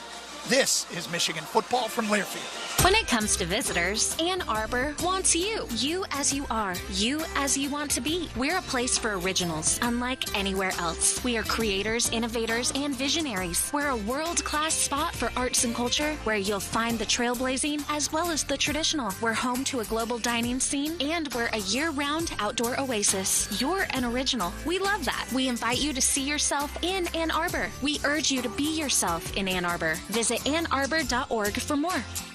This is your home for the Hometown Call, the Michigan Sports Network from Learfield. Win with UMCU. Score a financial touchdown with the University of Michigan Credit Union's Go Blue checking account and get your exclusive Block M debit card for the extra point. UMCU's Go Blue checking account comes with no minimum balance, no hidden fees, and with the Block M debit card, you can show off your maize and blue wherever you go. Join today, Michigan fans. Visit umcu.org. That's umcu.org. UMCU is insured by NCUA. John Jansen here. We cover all things Michigan athletics on our podcast channel, Go Blue Podcast with John Jansen. In the Trenches, presented by Meyer, focuses on all things Michigan football, including exclusive interviews, game previews, and post-game episodes. Defend the Block highlights both men's and women's basketball programs, and Conquering Heroes keeps you in the loop on every team in Ann Arbor. Search Go Blue Podcast with John Jansen wherever you get your podcast. That's Go Blue Podcast with John Jansen.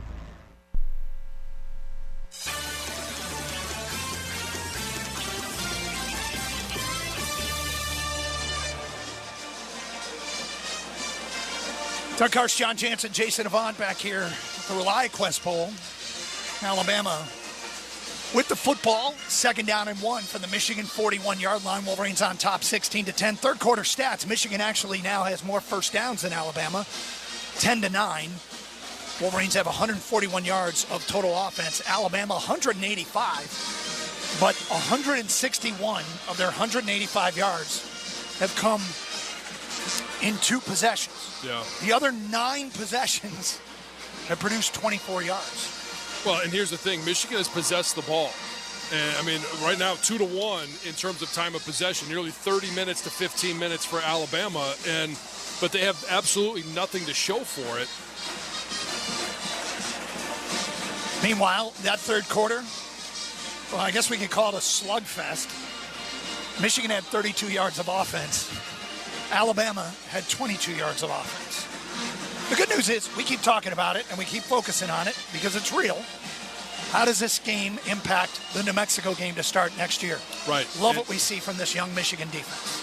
Oh, there's no question. When you're talking about the pressure that they've applied, and this is an Alabama offensive line that's played together in large part all season long.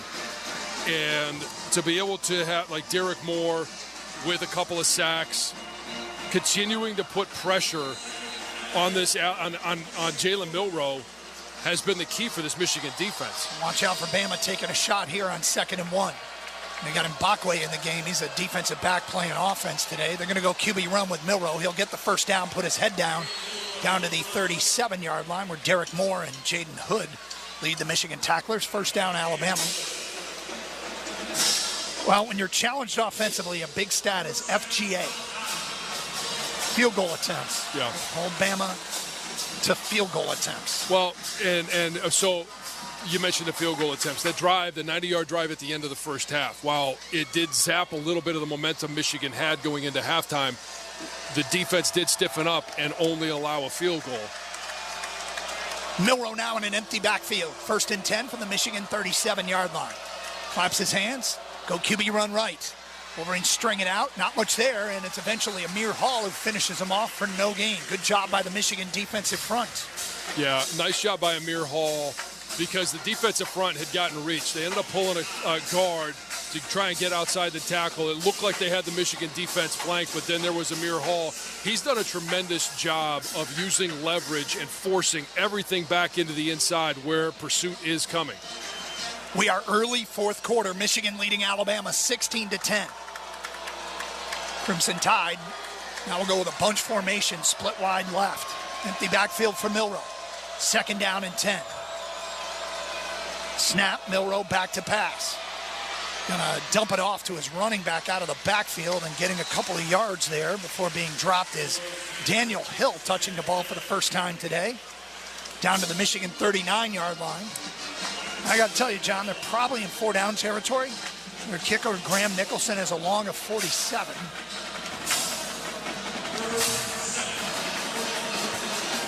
Graham Nicholson from Cincinnati, Ohio.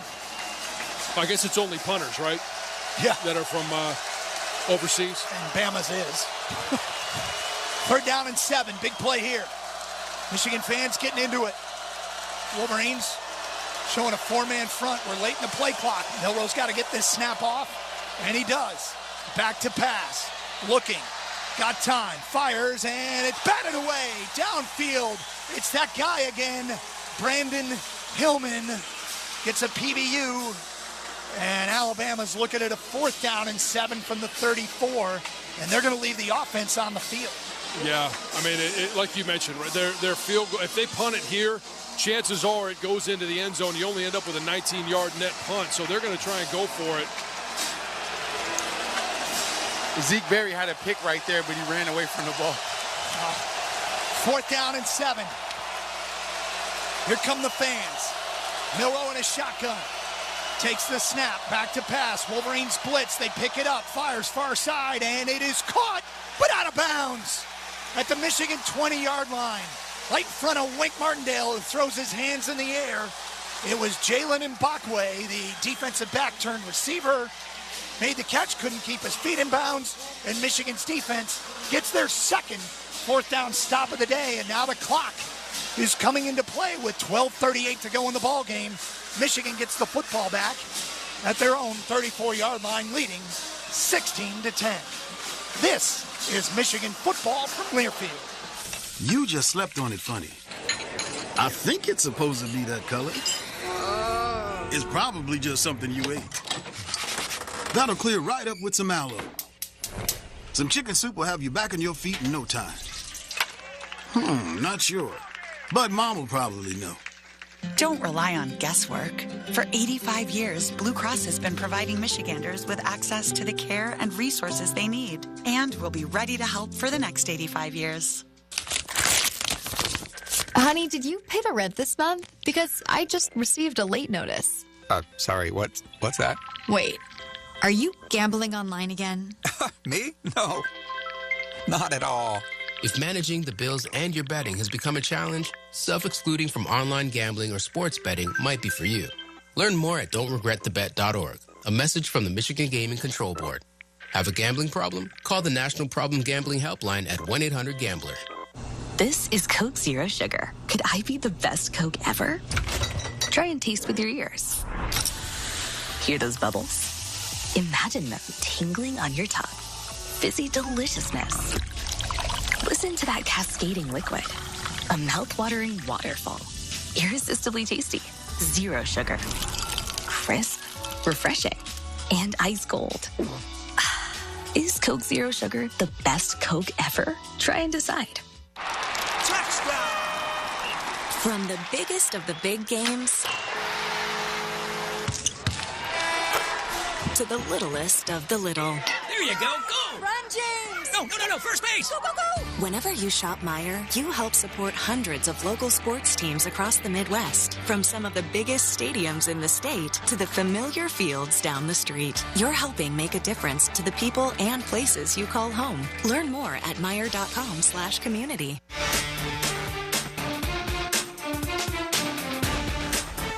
Michigan with the football back. 12:38 to go in the ball game.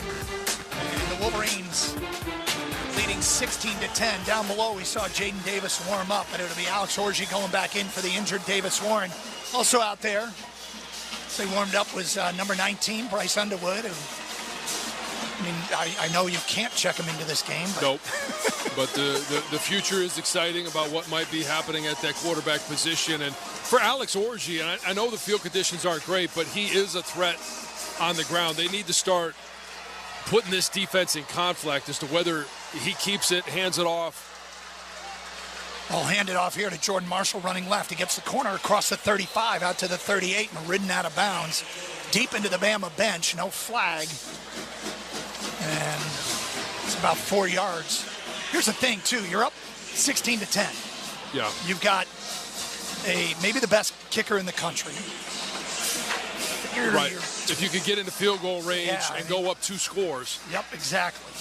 Can you get the ball down to the Bama 40? Well, and here's what I like. If the ball is on the left hash there, and we saw, the read option, at some point, just say, hey, Alex Orji, you got the whole field. Go make something happen.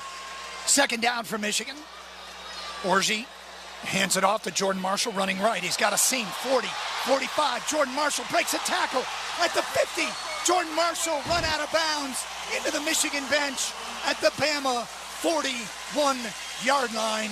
And exactly what we just asked for. Yep. Get into Zapata range with 11:50 to go in the game. How many times make this a 2-score game? Jason? How many times are they going to hit us on the sideline and they not call it? Well, I was wondering that, too. I know you're right there. That seemed like that one. There was a late shove that should have been called. The nose of the football on the Bama 40. 16-10, Michigan nursing this lead. No negative plays here, guys. Orji in a shotgun. Snap, handoff. Ben Hall running right, and he gets dropped for a loss of 1.5 yards.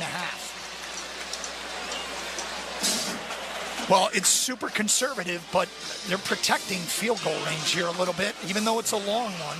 Yeah, and I'm just curious, what has Dom told Sharon Moore in regards to the field conditions, in regards to where he's good from? I really think that they're probably going to need another 5 yards. Shotgun for Orji. Ben Hall is deep. Snap. Orji's going to keep it, running right, and he's in trouble. Breaks one tackle. Down the sideline. Alex Orji gets knocked out of bounds at the Bama 33-yard line. You asked for 5 yards, John, and he gave you 9. Yeah. And he was dead to rights in the backfield. He was, but when you've got a guy with his athletic ability, I mean, how worried are we about Jalen Milroe breaking the pocket? Yeah. It's the same thing with Alex Orji. Just allow him to make a play. You're going to take some lost yardage plays, but you're also going to have moments like that where he is able to make a guy miss and just use pure athletic ability to pick up 9 yards. 3rd down and 2 for Michigan from the Bama 32-yard line. Orji in a shotgun with Benjamin Hall deep. Snap, handoff, Hall up the middle, 1st down, inside the 30, and he gets undercut at the 29-yard line and goes down right there, and the Wolverines pumping their fists. And the fans applauding. We're inside of 10 minutes to go. And the Wolverines have it. 1st down from the Bama 28-yard line. Well, and that's one thing Michigan is doing, is just absolutely eating up clock. They got the ball with 12:38 left. You mentioned it. Clock does become part of the issue here. It's not Michigan's issue. It's currently Bama's. 1st and 10, Michigan. Orji in a shotgun. Handoff, Jordan Marshall, stacked up at the line of scrimmage, battles and gets a yard. Oh, wow. You know, I was listening to his high school coach talk about him, and he said he's never seen a player be able to contort his body, maintain his balance, and squeeze every inch out of a run as well as Jordan Marshall has. Well, I mean, I think we all like what we see from Jordan Marshall. We've liked it as a return guy. Now that we're getting to see him run the ball more, we're excited about it. Now you develop that offensive line just a little bit more, and it's something that you could be excited going into next year for. Ball's on the Bama 26-yard line. Jordan Marshall in the backfield next to Alex Orji. Marshall will take the snap, and he gets buried right away. A loss of a yard to the 28-yard line. Tim Keenan on the stop. Clock is running, 8:38 to go in the ballgame. Well, Doug, you mentioned it. You don't want any lost yardage plays. You're well within Dom Zavada field goal range right now, even with the field conditions the way they are. Alabama got to be smart with the ball. Alabama's so overplaying the run. 3rd and 10. Orji in a shotgun. Looks to the sidelines. He's got 8 seconds on the play clock. He shifts Hogan Hansen back in. Bama showing a 5-man front. Handoff, Jordan Marshall up the middle, 25-20, reaches for the first down and comes up just shy. Good blocking up front, and Wolverines now are marking it at the 20, 4th down and 2. Yeah, this needs to be a field goal. Yep. And it's going to be, as Dom Zavada trots onto the field. He is 3 for 3 today on field goal attempts. First game on grass since he was at Arkansas State 2 years ago and kicked on grass at Oklahoma. This will be a 38-yard attempt to give Michigan a 2-score lead inside of 7.5 minutes to go. Snap is good. Kick is on its way, and the kick is right down the middle. Zavada from 38 yards, and Michigan extends its lead to 19-10 with 7:21 to go in the ballgame. And he's such a huge weapon to have that confidence going into any moment like that you're going to come away with points. He's been so good at that and so consistent all season long. 21 of 22 on the season. 9 plays, 47 yards, over 5 minutes and 17 seconds. And the Wolverines lead at 19-10 here from the ReliQuest Bowl in Tampa. You're listening to Michigan football from Learfield. Experiencing a Wolverines game is a lot like life. We honor traditions. We shed tears for a loss, but also for a win. And every time we step on the field, it's a chance for greatness. Farm Bureau Insurance sees the connection and is a proud sponsor of University of Michigan athletics. From financial security to a helping hand, Farm Bureau understands the experience matters. Find an agent who can protect what matters to you. Hail to the victors. This is Wolverines football from Learfield. It's time to light up the season during the Ford Get Holiday Ready sales event. And right now, enjoy limited time offers on our full lineup of Ford vehicles, like the 2024 Ford Escape. The Escape comes with Bliss, blind spot information system, with cross traffic alert and plenty of cargo space to fit your lifestyle needs. Right now, AZ Plan trade-in lessees can lease a 2024 Ford Escape SUV active all-wheel drive for $279 a month for 24 months, with $1,789 due at signing. Payment includes waived security deposit, excludes title, taxes, and license fees. Not all lessees will qualify for Ford Credit Red Carpet Low Mileage Lease. Payment includes $1,500 year-end sales event cash and $3,500 trade assist cash. Offer ends January 2nd. See dealer for qualifications and complete details. Some exclusions may apply. So lease a 2024 Ford Escape for $279 a month only at your Southeast Michigan Ford dealers. Think Ford first.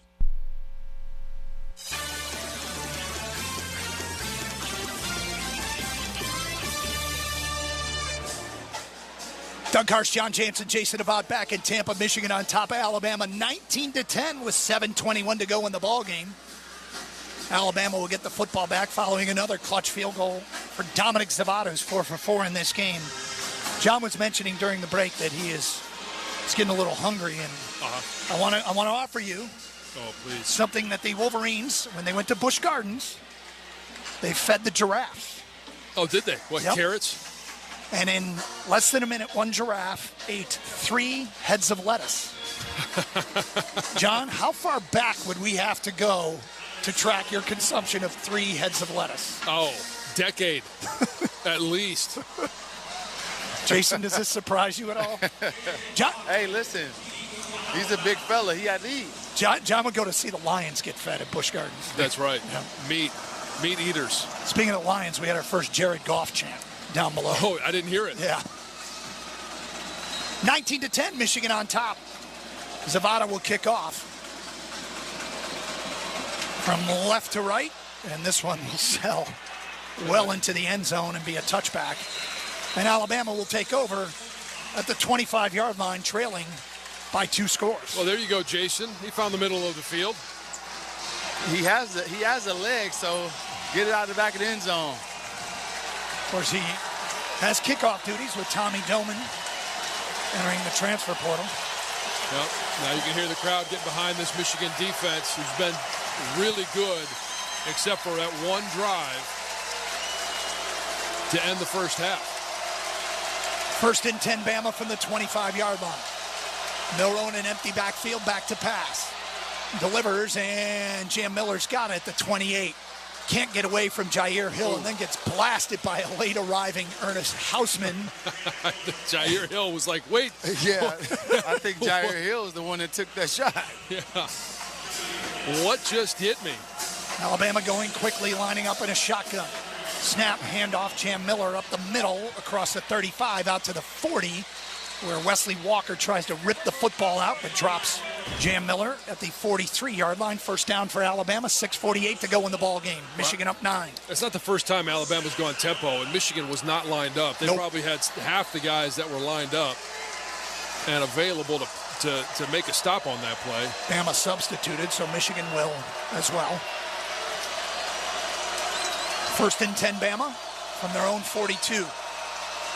Milroe claps his hands, back to pass, goes QB run, up the middle, breaks a tackle. This could be trouble to the 50, cuts back inside into Michigan territory, and he's dropped at the 48-yard line by Amir Hall. Wow, I tell you what, from the very first drive throughout the course of this game, Amir Hall has been great at open field tackles. 2nd down and 2 for Alabama.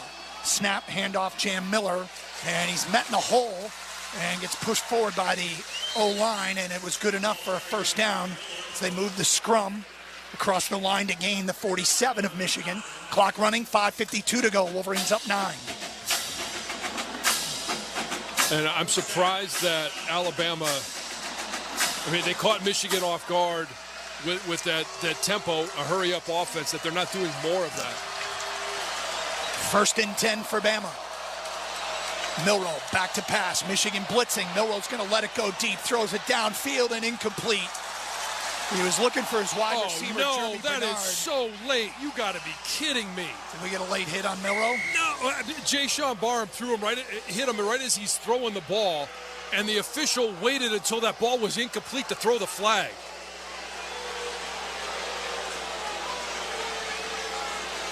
Wow. Looking at the replay here. Personal foul. Roughing the passer. Oh, that's crap. Defense. 15-yard penalty. Automatic first down. Yeah, he just threw it up for grabs as he was, and the reason he did is he was getting hit by Jay Sean Barham. Oh, boy. Oh, that's a terrible call. What's his name again? You better let everybody know. That was just, and he threw it so late. That ball was incomplete 50 yards downfield before he threw the flag. 1st and 10, Bama from the 32 of Michigan. Milroe back to pass, trying to set up a screen. Nothing there, and he throws it incomplete as he pretty much had to dirt it. The Michigan Wolverine defense not fooled. Jimmy Rolder, Derek Moore, Jaden Hood all sniffed it out. 2nd down for Bama with 5:27 to go. Well, Michigan, you got to wipe that one clean. Bad call, but you still got to be aggressive with Jalen Milroe. Well, they've sacked him 5 times today. Milroe in a shotgun. Surveys the Michigan defense, takes the snap. Handoff, Jam Miller, dragged down from behind. Wesley Walker on the stop for a short loss. It'll be 3rd and long for Bama. Well, I really like what Wink is doing in terms of changing up who is coming on the rush. We've seen Jay-Sean Barham come off the edge. We've seen Wesley Walker come off the edge. Amir Hall's been really good at it. 3rd down and 11 for Bama. 4:55 to go in the game. Milroe in a shotgun takes the snap. Back to pass. Here comes the pass rush. He's in trouble, and he gets out of it. And now he's going to let one go, looking for Jam Miller, and it's going to fall incomplete. What a play by Milroe to stay alive. But now it's 4th down and 11 as he just got rid of it to avoid a TFL. And Alabama's going to send on the field goal unit. This would be a 50-yard attempt. Well, and a great job by that Michigan pass rush, because Jeremy Bernard was running down to the middle of the field with absolutely no one around him. But Jalen Milroe wasn't able to see him because he was under duress from the get-go. This is actually going to be a 51-yard attempt. A career-long attempt for Graham Nicholson. Ball's in the middle of the field. Snap is good. Hold is good. The kick is on its way, and it is good. A career-long from Graham Nicholson makes this a one-score game once again. 19-13. Michigan on top with 4:38 to go in the ball game. And the Wolverines will get the football back, leading this one by 6. From here in Tampa, the ReliQuest Bowl. This is Michigan football from Learfield. Put your luck to the test with Lucky Draw at Soaring Eagle Casino and Resort. Fridays in January, 5 p.m. to 11 p.m. 2 guests each hour will select 4 cards, arrange them in any order, and reveal to win premium play. Hit 4 of a kind to score an extra $1,000 bonus.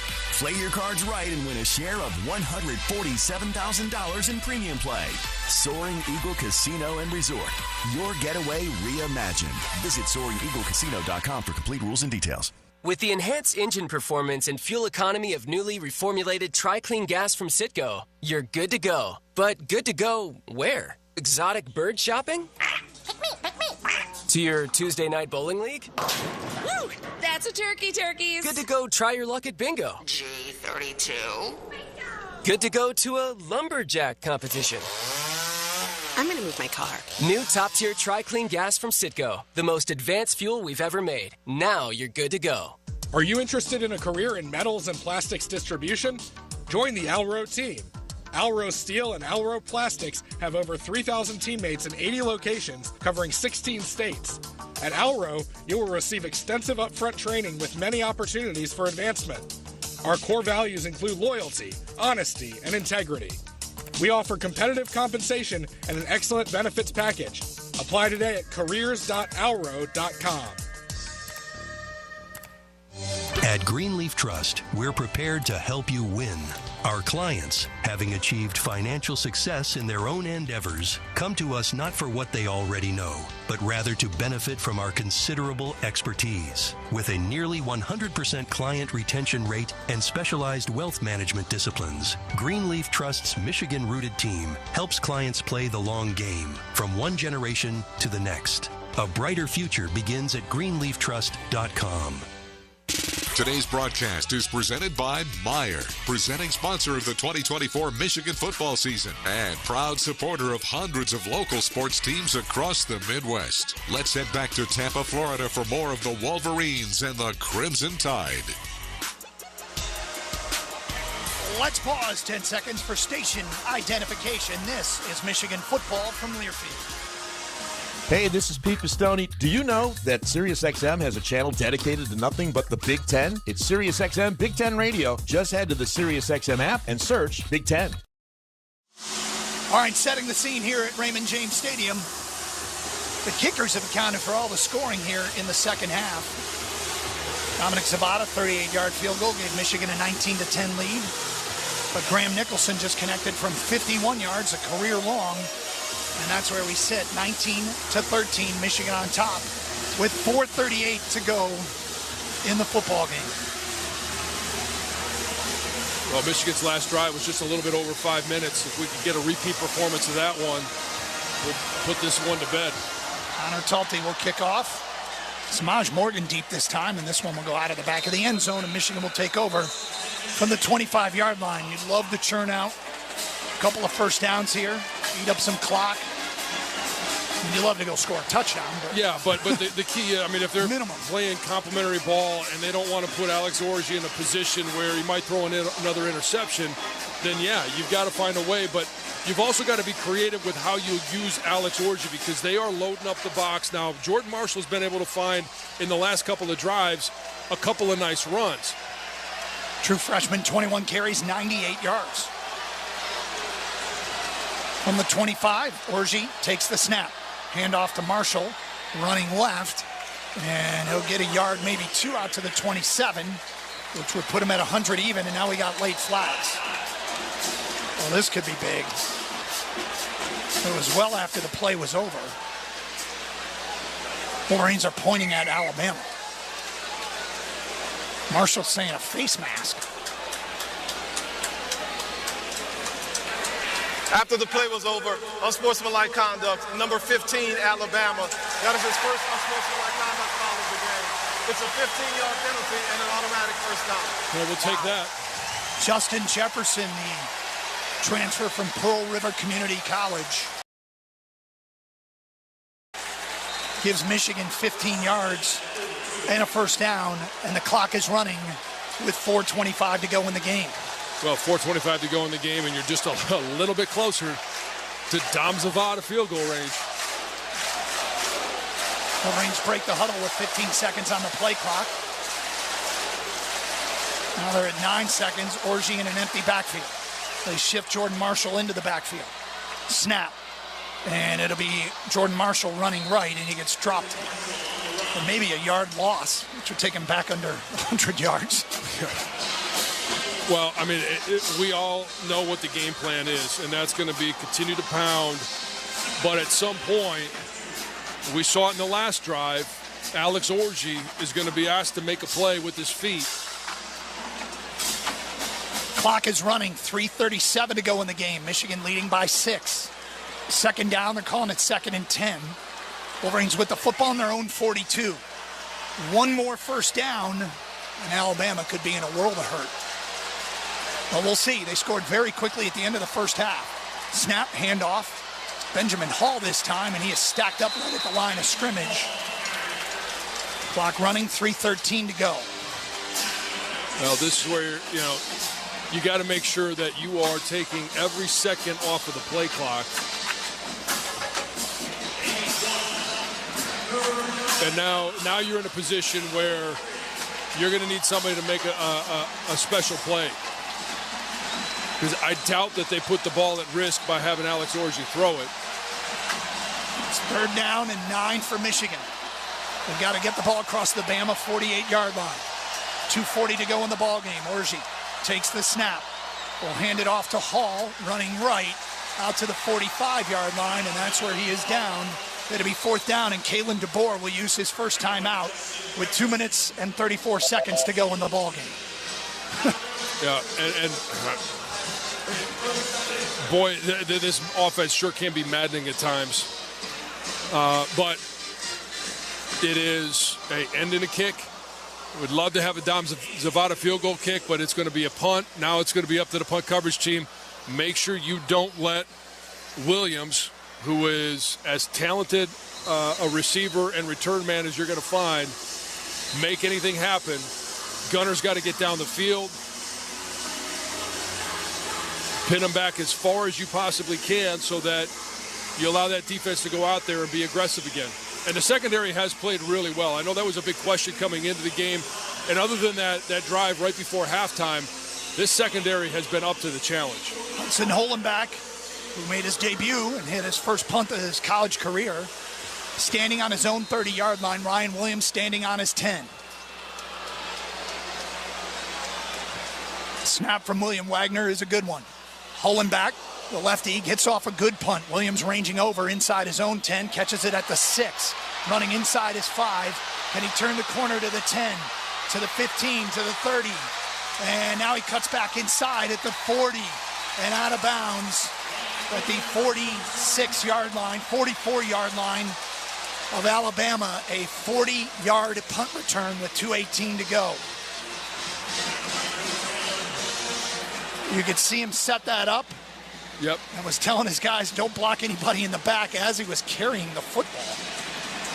Well, when you've got that type of talent, that's what you know can happen. When you kick it outside the numbers or at the numbers, I mean, that's ideal, what you want, but then you can't have a pursuit breakdown.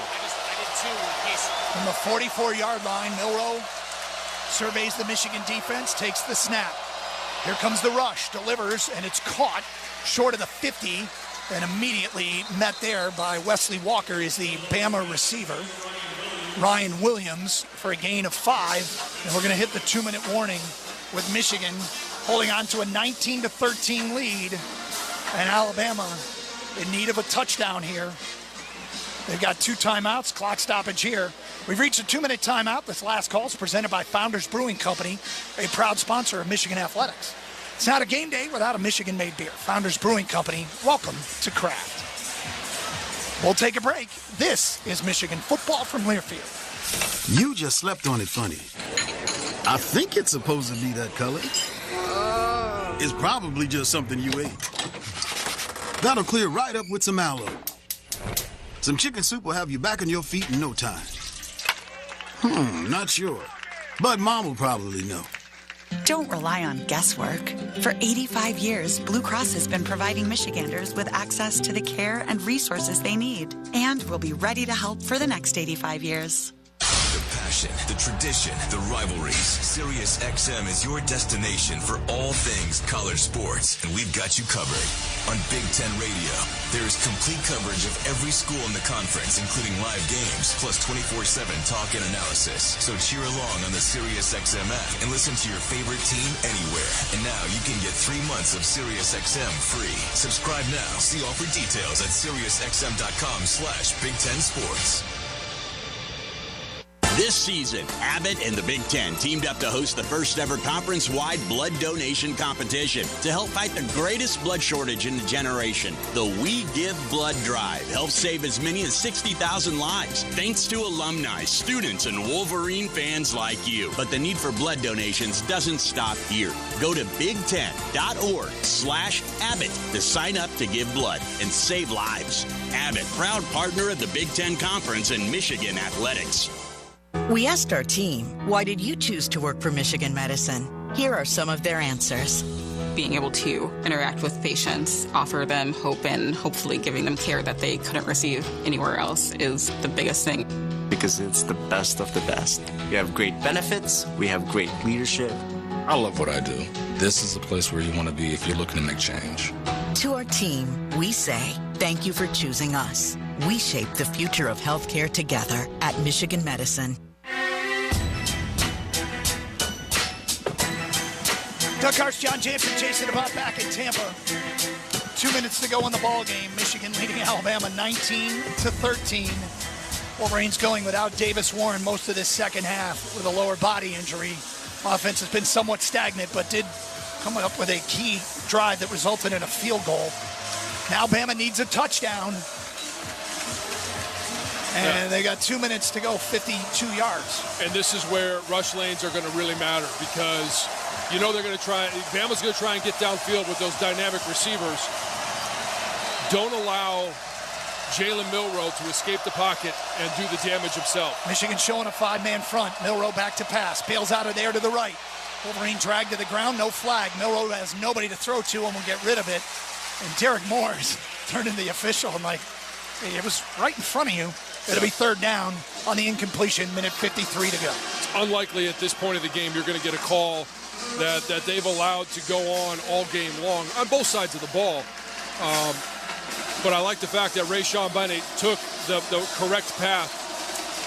He's not as fast as Jalen Milroe, but he cut off his escape route to the line to the sideline. 3rd and 6 from the Bama 48-yard line. Milroe shifts Jam Miller into the backfield. Michigan's defense crowding the line of scrimmage. Milroe back to pass, fires far side. He's got his man at the 45-yard line. It's Bernard, and he's drilled at the Michigan 40-yard line. Moved the chains for Bama, minute 46 to go. Boy, Brandon Hillman has never seen a big hit that he doesn't like, as does he? No, he laid Bernard out. Clock running, minute 45 to go. Milroe back to pass. Going to take a shot downfield, looking for Williams. He goes up and gets it, but out of bounds. Inside the Michigan 10, Jair Hill in coverage. Going to be second down with 1:37 to go. Boy, I tell you what, that young man has a great future ahead of him. I know he came down out of bounds, but wow, what a catch. Second down and 10 for Alabama at the Michigan 40-yard line. 19-13, Michigan on top. 3 receivers split wide left for Milroe. Jam Miller in the backfield. Milroe takes the snap, back to pass, setting up a screen. Jam Miller's got it. 40, 30, 20, down the middle of the field, inside the 20, down to the 15-yard line with 1:29 to go. Well, when they get everybody spread out, Alabama does have that threat of Jam Miller being a pass catcher. It's a great play call by Nick Sheridan, former Wolverine quarterback, now the Bama offensive coordinator. First and 10 Bama from the Michigan 15-yard line. Wolverines up 6. 1:14 to go, clock running. Milroe, pump fakes, looking to the end zone. It's going to fire it into the end zone and out of bounds. In the back of the end zone was Jeremy Bernard. In coverage down there, Jair Hill. He wanted an OPI. 1:06 to go, second down and 10. Kind of feels like we've been in this position before, doesn't it, Doug? Jalen Milroe with the ball inside the red zone. Of course, John's referencing last year's 27-20 overtime win in the Rose Bowl, where Michigan's defense came up with a big stop. Can they do it here? Second down and 10. Milroe claps his hands, now looks to the sideline. Bama does have 2 timeouts. 1:06 to go in the football game. Milroe takes the snap, back to pass. Here comes a pass rush. He's going to lob one. It's tipped in the air. And is it intercepted? No. Ernest Hausman on a tip ball tried to pull it in. And it was Quentin Johnson in Milroe's face. He lofted a leather rainbow out there, tipped by Zeke Berry, and it looked like it was in the hands of Ernest Hausman, who couldn't hang on. Great coverage by Zeke Berry. It's going to be third down and 10 for Bama from the Michigan 15-yard line. Stack formation of receivers to the left. 1 receiver right. Jam Miller in the backfield. Third and 10. Milroe back to pass. Wolverines blitz. Milroe lost one over the middle, incomplete. Hit as he threw. Quentin Johnson might have been the man that got in Milroe's face. It's going to be fourth down with 56 seconds to go. Great job by Wink of changing up blitzes, bringing guys from different positions. Quentin Johnson on both of those last plays, putting the pressure on Jalen Milroe. This could be the ball game. Fourth and 10. Wolverines showing a 4-man front. Milroe looks to the sideline. He's got 10 seconds on the play clock. On this 4th and 10. Milroe claps his hands, and now Bama's going to take a timeout with 1 second on the play clock. Yeah, Jalen Milroe looked a little bit unsure, and with the game on the line, Alabama's going to make sure they got the right play and at least the communication of what they want from Jalen Milroe. Michigan's defense going to come to the sideline and see what Wink has in the magic bag. My heart's racing like I've been running sprints up and down the sideline right Jason, now. this is a neutral site game. Oh, my How loud God. is it down there? It's loud, especially in this moment. You can hear Michigan fans, Alabama fans, especially with how much is on the line right here, this fourth down. It's pretty intense, and you can hear everyone or feel everyone holding their breath here. Well, there's only 56 seconds to go, and Michigan has got Bama looking at a 4th and 10. But they are at the Michigan 15-yard line. Bama just used their second timeout. Michigan has 2 fourth down stops in this game already.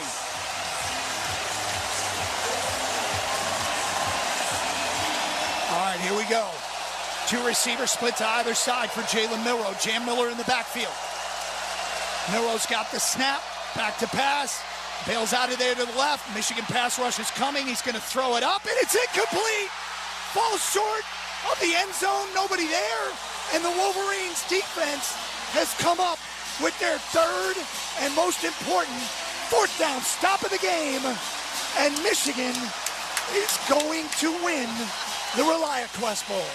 Well, the beautiful thing about it was, hey, there wasn't initial pressure, but it was Rayshon Benny that put the hit on Jalen Milroe that caused that throw to go awry. But the secondary, they were up to the challenge today.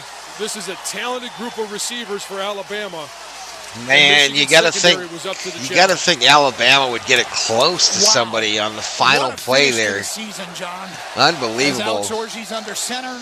But Alabama, who is a huge favorite in this one, is going to catch the L. 46 seconds to go. A kneel down, and this thing's all but over. John, they finish by beating Ohio State in Columbus. Yep. And then as a 15.5-point underdog, one more snap, and they will defeat Alabama here in Tampa. Certainly a lot of excitement around Michigan football, the program, Jerome Moore. It wasn't the season that anybody wanted, but to end it the way they did, to continue to fight with so many guys opting out, nobody was giving Michigan a chance, and they came out here today and fought as hard as they possibly could. As Orji takes the snap.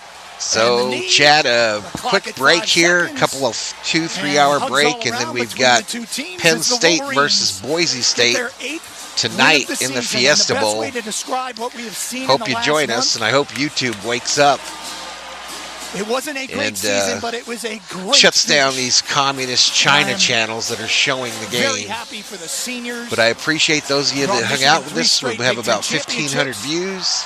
4 straight wins over Ohio 33 State. Likes. Thank you so much. A national championship. And we'll see you later tonight. And now, for the second Happy New consecutive Year if I don't see you all again has defeated before Alabama the end of the night. In the postseason to get their 8th win of the year. Maybe the stat that stands out the most. Today, Michigan playing without Mason Graham, Kenneth Grant, and Josiah Stewart. Sacked Jalen Milroe 5 times. A year ago in the Rose Bowl, with those players playing, they sacked Jalen Milroe 6 times. The guys up front getting the job done. As John just mentioned, the secondary. And what a springboard into next year this is for Jerome Moore's program. As they did it with young players all over the place, including a 100-yard rushing effort by freshman running back Jordan Marshall. 23 carries, 100 yards on the nose. Also, Fred Moore having a good game at the wide receiver spot. 3 catches for 37 yards and that touchdown on the contested catch. Samaj Morgan had 4 catches for just 5 yards. Hogan Hansen, Joe Taylor, Marlon Klein, Peyton O'Leary all had a catch. As the Wolverines are celebrating down below, as there will be a post-game ceremony to award the Wolverines with the ReliaQuest Bowl trophy. And boy, what a springboard into 2025.